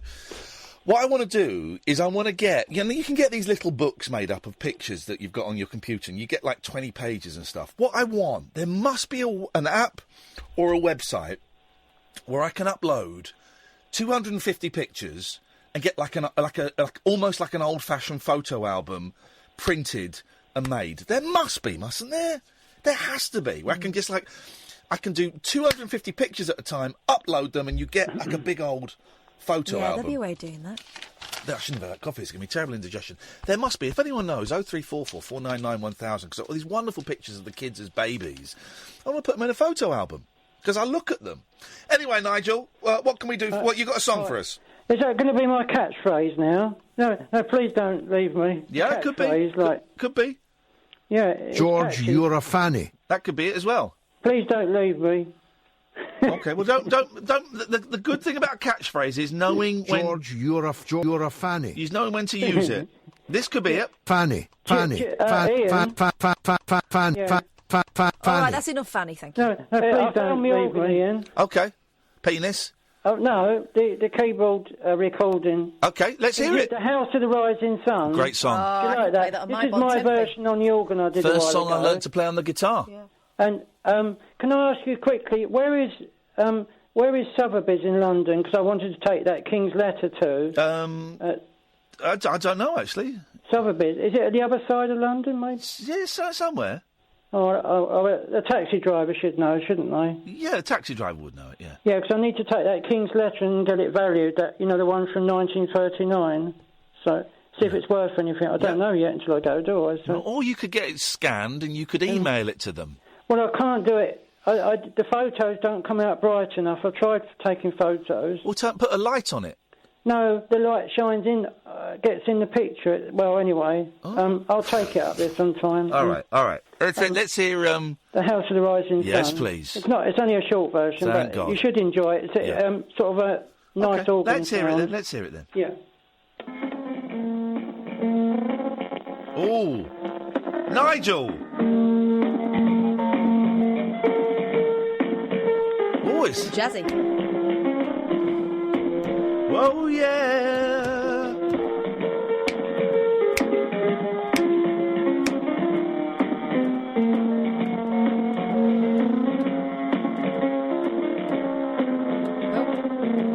Whoa, yeah.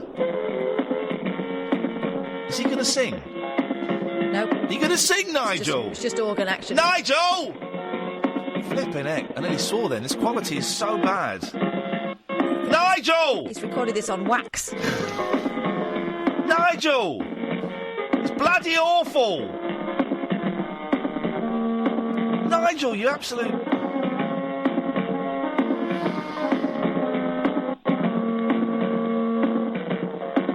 Oh, here we go.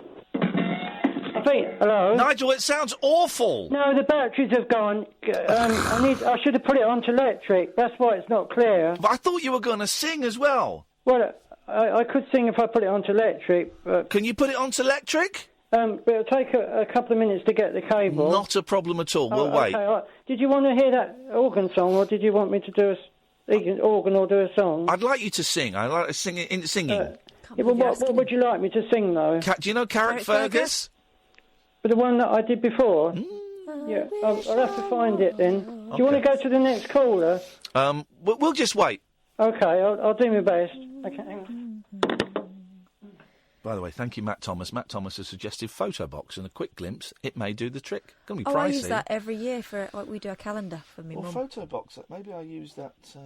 Anyway, that might work. So thank you very much for that. We'll have a little look-see at that. Appreciate it. I've updated all my apps. Photo box, Snapfish. I've updated all my apps for the first time in ages, and they've all got different little pictures now. I don't know what's going on my phone. Isn't that lovely? We'll It's like a new phone. We're waiting for Nigel to perform Carrick Fergus. I wish I was. We've got tickets to see Kiss. They're crappy tickets, but it'll be a crappy concert. It'll be a good concert. At least I won't get my bum felt. Well, you never know, Catherine. Hello. Hello. At the moment, I can't find the electric connection. I don't know where the electric connection is at the moment, but I could find it in the next 5 minutes. We'll wait. We're in no rush whatsoever. Yeah, but you must go. You can't be. You've got to be. Someone's got to talk, haven't they? No. Oh. Okay then. It should be. I won't be long, and I'll try and find it. Okay, mate. He's loving it. He's loving the subversion of it. Oh, you're listening to A Man Looking for Stuff on Talk Radio. Oh, I've got 40% off for Photo Box. Look. Have you? Yeah. Oh, they always do a good offer. Yeah. Brilliant. I'll do that. And if you do it through Quidco, you get some cash back. I don't know what that means. Oh, what it means is cha-ching. Okay. I'll take your word for it. Right. Like Rainbow George, I'm surprised at you. We're waiting for Nigel from Maidstone to perform Carrick Fergus, one of our favourite songs on this show. I mean, the favourite. Hey, do you know you've been blowing your nose all wrong? It could be making your cold worse. I think I'd read that, but go on. Right. So apparently blowing your nose, according to The Sun, could actually make you feel worse. That stuffy, congested feeling associated with a cold is a result of inflamed blood vessels, right? But what you need to do... No, it's not. It's bogies up your No, instead of going into a... Oh, dear, I shouldn't have done that. Oh, there's a little... That's it. You got it. Delicious. Right. You're going to build up the pressure inside your nose. You don't want to do that. So what you need to do is blow one nostril at a time. Well, that's what you do, is you go... Almost there. All right, mate, no rush. What you do is you get your handkerchief and you go... You don't go... You go... I never do that. So take back what you... I found the right connection. The unfair criticism of the way I blow my nose. Turns out I've been blowing my nose right. I've got to plug the mic in. OK, mate. The mic. I wish I was in Maplin. It's not one of your best. I can't high-five that. In Tandy's? Now I've got to find the actual number on the record. OK. And the backing. I like the commentary.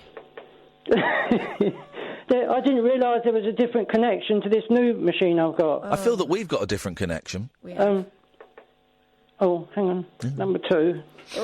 Well, we haven't got time for that. Here we go. No, it's not coming on yet. I think I may have put the wrong tape in, but it's in the front room, the other one. OK. Have I got time to get that? We got 30 minutes. Hang on. Oh, someone's going off. Oh dear. He's finding this very funny. He's enjoying himself. It's the happiest he's sounded in ages. I'm more than happy to... It's because we've asked him for Carrick Fergus, the one that we always tell him not to sing. Can't believe his luck.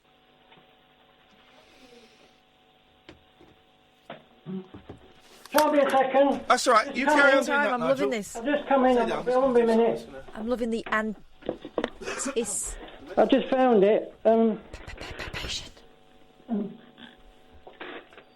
just got to find the number 2. Hello. Good one. Making me laugh. I think I found the number 2 now. Yes, it's on. It's in the right place. Excellent. It's in the right place. I just got to press the knob in. All right, Nigel, cheeky monkey. No, it's jumped to number 1. No, here we go. Hang on. I found it. Carrie Fergus. Shall I fire away? Here we go. Do this one. God. Shall I do this one, Ian? But I'm here now. I'm the mystery radio host with a balaclava. You're such an idiot. Got a balaclava. She's spoiling it. Take a picture and tweet me. Bit of an entourage. Turn me phone on. As Betty said, Betty, I got a bit of trouble. Yeah. Come on. A bit of trouble. I wish I was in Carrick Fergus, where the castles look out to sea.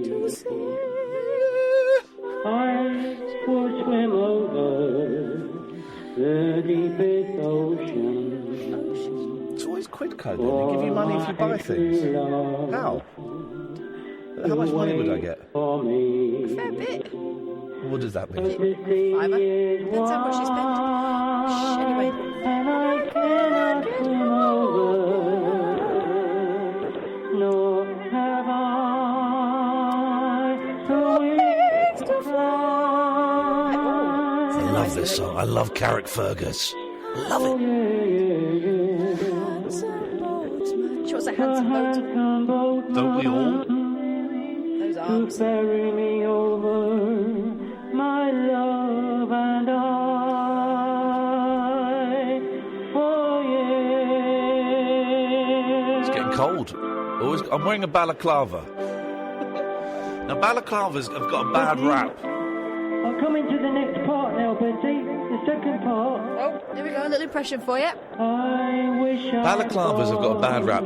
People used to wear balaclava helmets all the time when I was a kid. Yeah, but not with, like, just eyes and mouth cut out. You'd have your whole face out. Well, OK, I'll call it a ski mask then. Is that better? Will I get in trouble if you post that picture? Yeah, you look like a pervert.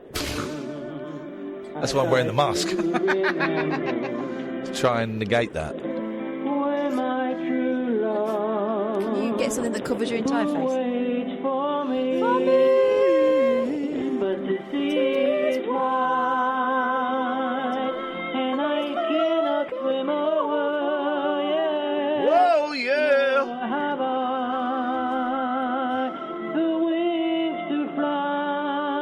Give me those wings. Come on. To be together. My love and I. Can't tweet that. I'll get in trouble for tweeting a picture of me with a balaclava. Oh, you have a go.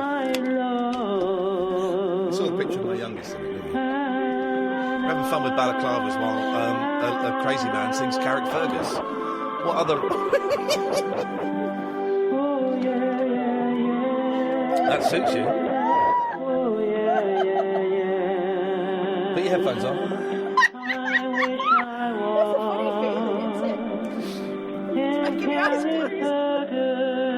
To be together, my love and I. His love and him touching each other.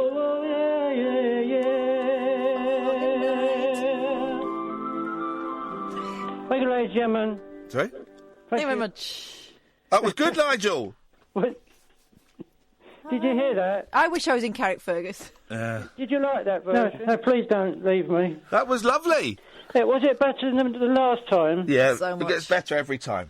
So you played all that out on the air, did you? Yeah, we were wearing balaclavas. But we did. We both. do you know, it's a job to find the right key with Charlotte Church. It's a job to find balaclavas these days. Don't you think, though? Yeah. Not very because often. she sings so high. Yeah. Well, I haven't got me She was a little with girl. me. I bet she doesn't sing that high anymore. Her balls will have not dropped. since she had the children. Have you? Have you heard Boy George's voice now? George who?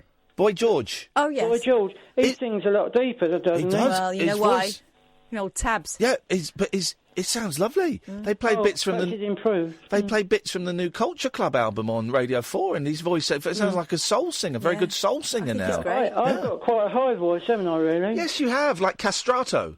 But I can do. Or Bellendio. I can do sort of all the keys, really. But it's a job. All to find you the can right do key. all the keys. What, like Mariah Carey? I need tuition, really. I need a proper tuition, don't I, to find the right. No, key. you've got raw talent, my boy. Oh, what natural? Natural, raw. A good ear. No, your ears are terrible, but your eyes I love. Well, they say you've got a good ear if you can do it without the music, without the Well, you do it tuition. despite the music. It's like drumming. If you read the drum music, you don't play as good as a drummer that can't. Well, some drummers that read the drum music play better than drummers that can't. They're stiffer, aren't they? Yeah. They're stiffer. Yeah. You find that the drummers that do read music are stiffer than the ones that are loose. Sorry? Are you stiff or loose when you play? Loose. Okay. On that bombshell, Nigel, I'm going to have to let you... for when I'm on the organ. Thanks very much indeed. There we go. That's it. You That's got it. Thank you very much indeed. Why can't I cut him off? There we go. I cut him off there. 0344 499 1000. We were wearing a balaclava there. Here's the thing. If I post a picture of me wearing a balaclava, and it's a proper black one with the eyes and the mouth like the holes... phone jacket.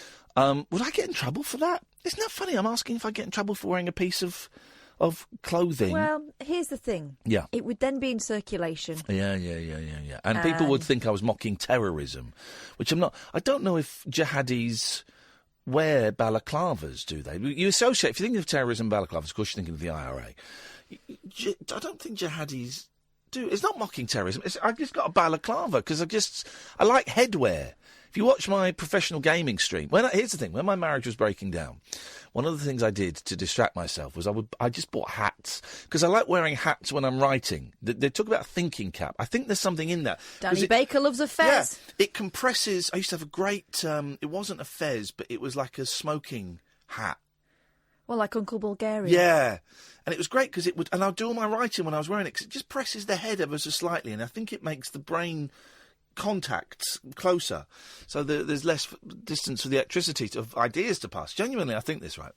So when my marriage was breaking down, I would buy loads of hats. I got cowboy hat, got fur hat. I've got rid of loads of them now, but I just like hats. You got a sailor's hat.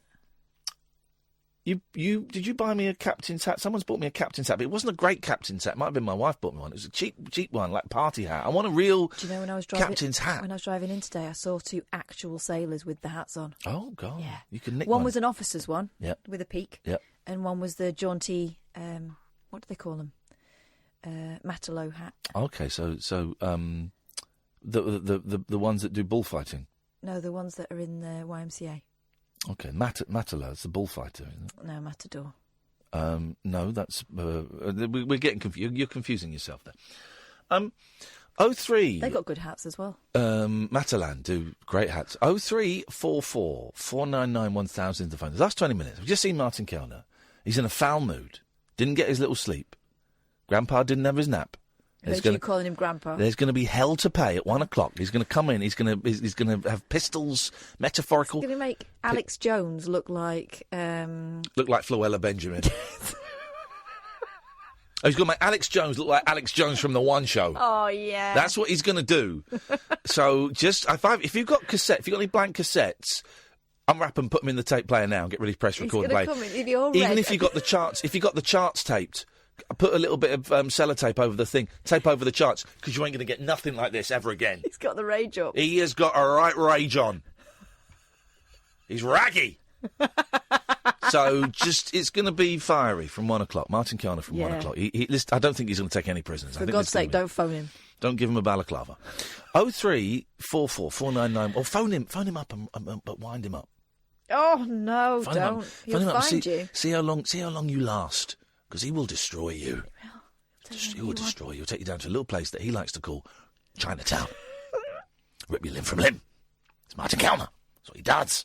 That's why he got fired from the BBC, because he murdered a man. Martin Kellner. That's why I got fired from the BBC, because he murdered a man. Murdered a man! And they couldn't handle the truth. So he murdered everyone. And then they had to... That's because they didn't get his tea right. Anyway, he's on at 1 o'clock. If you want to risk it, it's up to you. I'm not getting involved. I wouldn't get involved. You'll wish you was in Carrickfergus. 0344 499 1000 is the time. Across the UK, online and on DAB. The Late Night Alternative with Iain Lee on Talk Radio. These headphones are so annoying. Ah, dear. What is going on here? That's better. Now we're rocking and a rolling, rocking and a reeling. Barbara and the Beach Boys and Barbara and they went to a dance. Right. Oh, we've done that story. 0344 499 1000. Good evening, Star. Hello. Hello, Star. What have you got for us at 12:43 on a Friday night? It's about the CBD oil. Oh, yes. I was quite curious about it myself because I have a lot of health problems. Oh, yes. My main one is my back. I've got osteoarthritis in my coccyx and my spine. Okay. Oh. And basically my vertebrae in my spine are crumbling. Yes. And I started using the CBD oil for my anxiety and depression. And they helped quite a lot for that. But it helps for the pain as well, I've noticed. Yeah. Not completely, but it helps to mellow it out enough for me to be able to actually fully relax and manage to get like a full night's sleep. I've heard it's excellent for sleeping, yes. It really is, because most nights I toss and turn constantly, trying to get in one position or another to get comfortable enough to be able to fall asleep properly, and my back constantly cramping up. I can't get in a comfortable enough position. But when I smoke some of the CBD oil through my vape, within half an hour to 45 minutes, I'm out like a light. There you go. And I sleep all night. Fantastic. Well, that's great news. Congratulations. It is really good. I'm only on like the lower dose at the moment, like 100 milligrams. Yeah. And that seems to be working well for me so far. So I'm going to stay at that low dosage. Yeah. And then if I do need to, obviously I will go up higher eventually. But I mean, I was told like to try the tincture and stuff like that, where like the drops that you put into your mouth. Tincture's a great word. I love the word tincture. Yes. And I didn't know whether I'd be able to cope with that because of the taste. Whereas with the CBD oil, you can get the ones that are different flavours. You can get like tutti frutti, bubble gum, cherry, grow up, cola. Grow up. Grow up. Medicine is supposed to taste horrible. Grow up. You're supposed to taste of bubble gum. Jesus. Yeah, but with some people, they have like the gag reflex, don't they? When they have something that tastes nasty in their mouth, it makes them gag. Oh. Whereas with that, Is that what it is? Like, Right, okay, yeah, I wondered what if that you've got like was. the different flavours and stuff, it stops you from having like the really bad gag reflex. Oh, maybe I should get some of that for my... No. Okay. Steady. Steady. We just want everyone to have a great time, that's all. I want everyone to have a great time. That's all we want. Yeah, Well, definitely. But no, definitely CBD oil has worked a treat for me. Good. Definitely. I'm glad Like, it's it's working not for something you. I have to use all the time neither as well. Do you know what I mean? It's only as and when I need it. If I'm having like a really bad time, I'm not on it constantly. So it's not something that, you know, once you start taking it, you have to keep taking it. Yeah. 'Cause I haven't got addicted to it or anything like that. So Well, that's good. I'm glad that it's working for you. yes, But definitely. it's something that I ain't going to try. No, it's not for everybody. No, exactly. One of We're all those, different. yeah. Some people like bananas. Exactly. Some people like kiwi Have fruit. you tried acupuncture? Yeah, it bloody hurts. It really hurts. Everyone goes, "Oh, don't hurt." Yeah, it does. Needles going into you. It hurts. I thought that. No, it I does. thought I've had it. I I've was done really, it. really worried. And It when hurts. I had it, it didn't me. I had it done in my back. you're right. And, Well, oh my you're- God, it was so nice. No, it's horrible. It hurts. And No, it didn't do. It didn't do. instantly Okay, cut the pain off. okay. It hurts, and it had absolutely zero effect on me. It was a lot of old bullshit. Really? Those Chinese have been spinning that myth for centuries. Did he twang it? He twanged it. Of course, he twanged it. It's a load of old rubbish. Yeah, that's Cobblers. what they do to make sure that it's in Yeah, it was properly. in. I They could feel fit it. You stuck a bloody Yeah. great needle in my back, you muppet. No, I'm not doing See, that I again. had 6 sessions, and when I had it done, it instantly got rid of the pain in my back. And like I'd have them left in for about 25 minutes. I don't believe it. I don't. And I was think you. falling I think you believe that it worked. I think it's placebo. No, seriously. I think it's placebo. It Well, that's placebo. is part placebo. There we Yes, go. I will Thanks agree very with much. you there. It Thank is you. part placebo because what it does is, Yeah. it when they put the acupuncture needles in, it hits certain points in your body to help release That's what they your say. natural endorphins It's in your bollocks. body. It's bollocks, though. So it is sort of a placebo in that effect. I don't think you because know it's placebo means what you think it means. Placebo means it's all in your mind. yeah, exactly. That's what I'm saying. It uses your own endorphins in your body. That's not what placebo means. No, but I know. No, but what I'm saying is, when I say it's a placebo effect, in the fact of it uses your own body, it's not that's making you feel better. It's the endorphins in your body that's making you feel better. But that's not You think placebo. it's- If it were actually your endorphins, then that wouldn't be placebo. No, but you think that it's the acupuncture that's But making where are you the feel better, endorphins? but it's Well, how are not. the endorphins being stimulated? If they were being stimulated, They're being from the stimulated acupuncture, in your body. from the acupuncture. Yeah. Well, but then that's not placebo then. Anyway, I think homeopathy, all of that stuff, it's a lot of old guff. I don't wouldn't work. try like any of the other stuff. No, because I'm not into like that kind of thing. But as I said, it's the same with that. It works for one, but it doesn't work for another. So because I'm too clever for it. I'm too tuned in. I know what's going on around me. I know some fella sticking needles in my back. I think they don't work. The Chinese are wrong. You're too negative. That's why the magic doesn't work. I've got negative chi. Yeah. My chakras. No, my chakra. I believe in my chakras. You're going to open your third eye. You ready? No. Okay. That's my fourth eye. Star, thank you. I'm glad you found things that work for you. That's wonderful. It's wonderful. I would never knock. If acupuncture works for you, I would never knock acupuncture. But I do think it's a load of old rubbish. So actually, I've just contradicted myself there. I do. I've tried it and it really hurt. Well, of course it did. You're sticking pins in you. Yeah. And then going, "Bow." And I've spoken to other people who've had it, and they said, yeah, it hurt. Of course it hurts. And I said to the guy, I said, this is hurting. He said, yeah, it will do. I went, oh, right. It didn't do anything. So I think I had Bet it you done felt better when they came out. Yeah, it's true.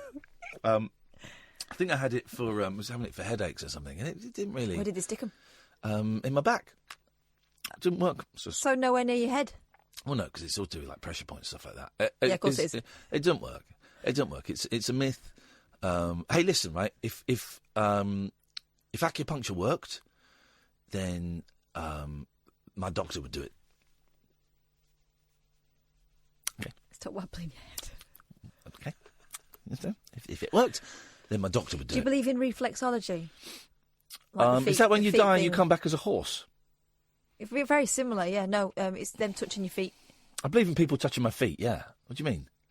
Pressing bits and it makes you like poo and... It doesn't make you poo. It's good for headaches because it's tension. So apparently there is an area where it can make you go. Make you come?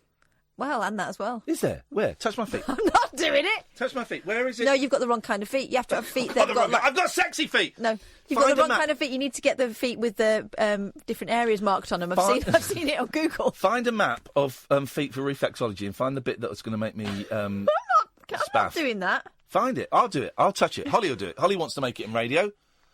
Holly wants to make it in radio. Stop. Come and touch the bit of my foot that's going to make me... Reflexology. Happy. Come and touch my happy spot. Stop on my feet. it. I'm only joking. I'm only joking. That's what every pervert says. Here we go. Head, brain is the tippy... Don't give it stuff about that. Okay. Your teeth and sinuses. Don't care. Eye. Nope. Ear. Go lower. Trapezius. What even is that? That's got to be there, isn't it? Nah. That's his third eye. What do they call that? Trepanning. Trepanning. Okay. Armpit. I know what that is. Your lung, stroke, chest, arm, shoulder, liver, get me gallbladder, kidney, well, you touched the bit elbow, of my foot leg, and I ascending colon. I'm not into grammar. Rectum. Oh, I certainly did. Ureter. I'm a what? Your ureter is the one. We're making jokes about body here. We're being very clever and educational at the same time. I don't see anything marked. Ejaculate. Pelvis, stroke, testes. Oh, go on then. Right, where is that? Oh, here we go. Go on. There is a bit that'll make you do it. Right, here's my foot. Bladder, penis, vagina, uterus, prostate. Thing is, though, what if you press it and you find the right area and it just does the bladder? Press the prostate bit, because that's fun. Go on. No! Where is it? It looks like it's... Touch it. It looks like it's here. Here we go. Here we go. Woo! There. Harder. There. It's not doing anything. Your feet are disgusting. Yeah. Have you been eating your toenails? You disgusting. I've not been eating them. I've been getting the boys to do it. Is that it? Well, it's there, but that looks like it's inside your foot. Yeah, 'cause you've got to press hard. Give me your foot. No. Give me your foot. My foot's private. Plus, these boots are really hard to get on and off. Oh, in that case. Sally says it's in the foot, just above the ball on the inside of the foot. Okay. Well, I'm going to go and play with my feet when I get home. God, he's never going to stop. That's his weekend sorted. Daddy, please come out and play with us. Oh, I'm too busy. Daddy's pushing his ball with his foot. Hey, maybe I can get Killer Kellner to touch my feet. He's furious. Don't look him in the eye. Mr. Kellner, sir. Mr. Kellner, sir. Hello. How you doing, mate? You didn't get your sleep tonight? No, I didn't. There was somebody in my bed. What? I saw him, because I went upstairs to get the papers, right? So the upstairs office is empty. Is that your bed, that sofa? That's my bed, upstairs. And there was... Now, do you wear clothes when you sleep up there? Yes, I do. Because he was naked, right? Shut up. He was naked with a blanket on. But he had a laptop open. What? And I went in and went... And was it? I don't know. Didn't recognise him. I use Ollie, one of the engineers. Wow. I might be wrong. It looked like I went in and said, didn't stay around I'm sorry, I'm just looking for papers. And then I said, I didn't mean to interrupt your sexting. Because he was naked. I mean, he had a blanket over him.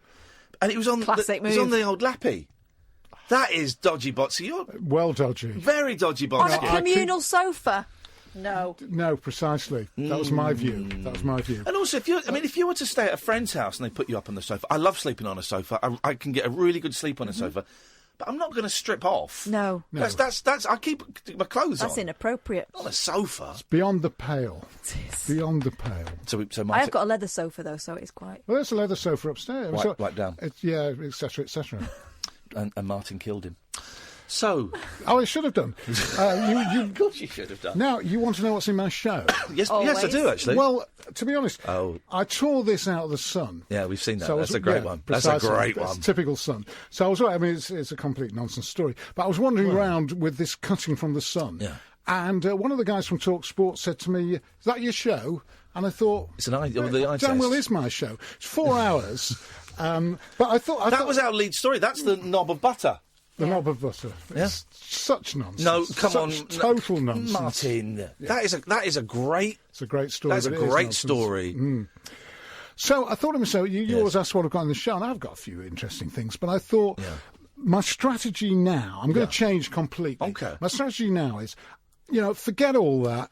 It's about me. Oh. And I'm asking, it's a high-risk strategy. I like this. I'm in. Yeah, it's a high-risk strategy. I'm just asking people, if you want to hear me, listen.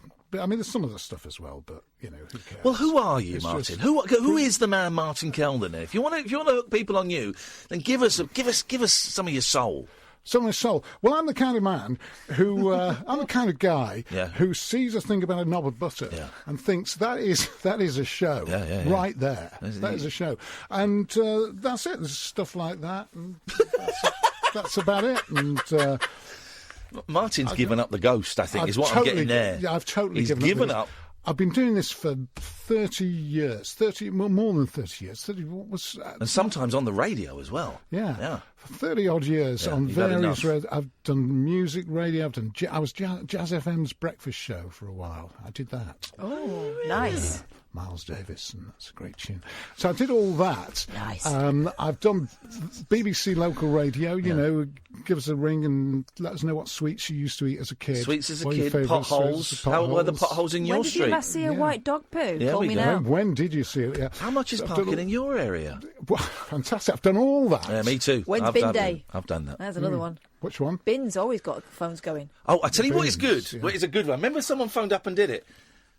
What's the colour of your bins? Yeah. Someone phoned up and did that here about 6 months. It was brilliant. Some people in the country have got purple bins. Yeah, that's true. It's crazy. And there's areas where they've got black bins for one thing, black, green, brown. Yeah, me. I've got that. I've got black, green and brown. I've got black, green and brown, but they alternate. So I can go.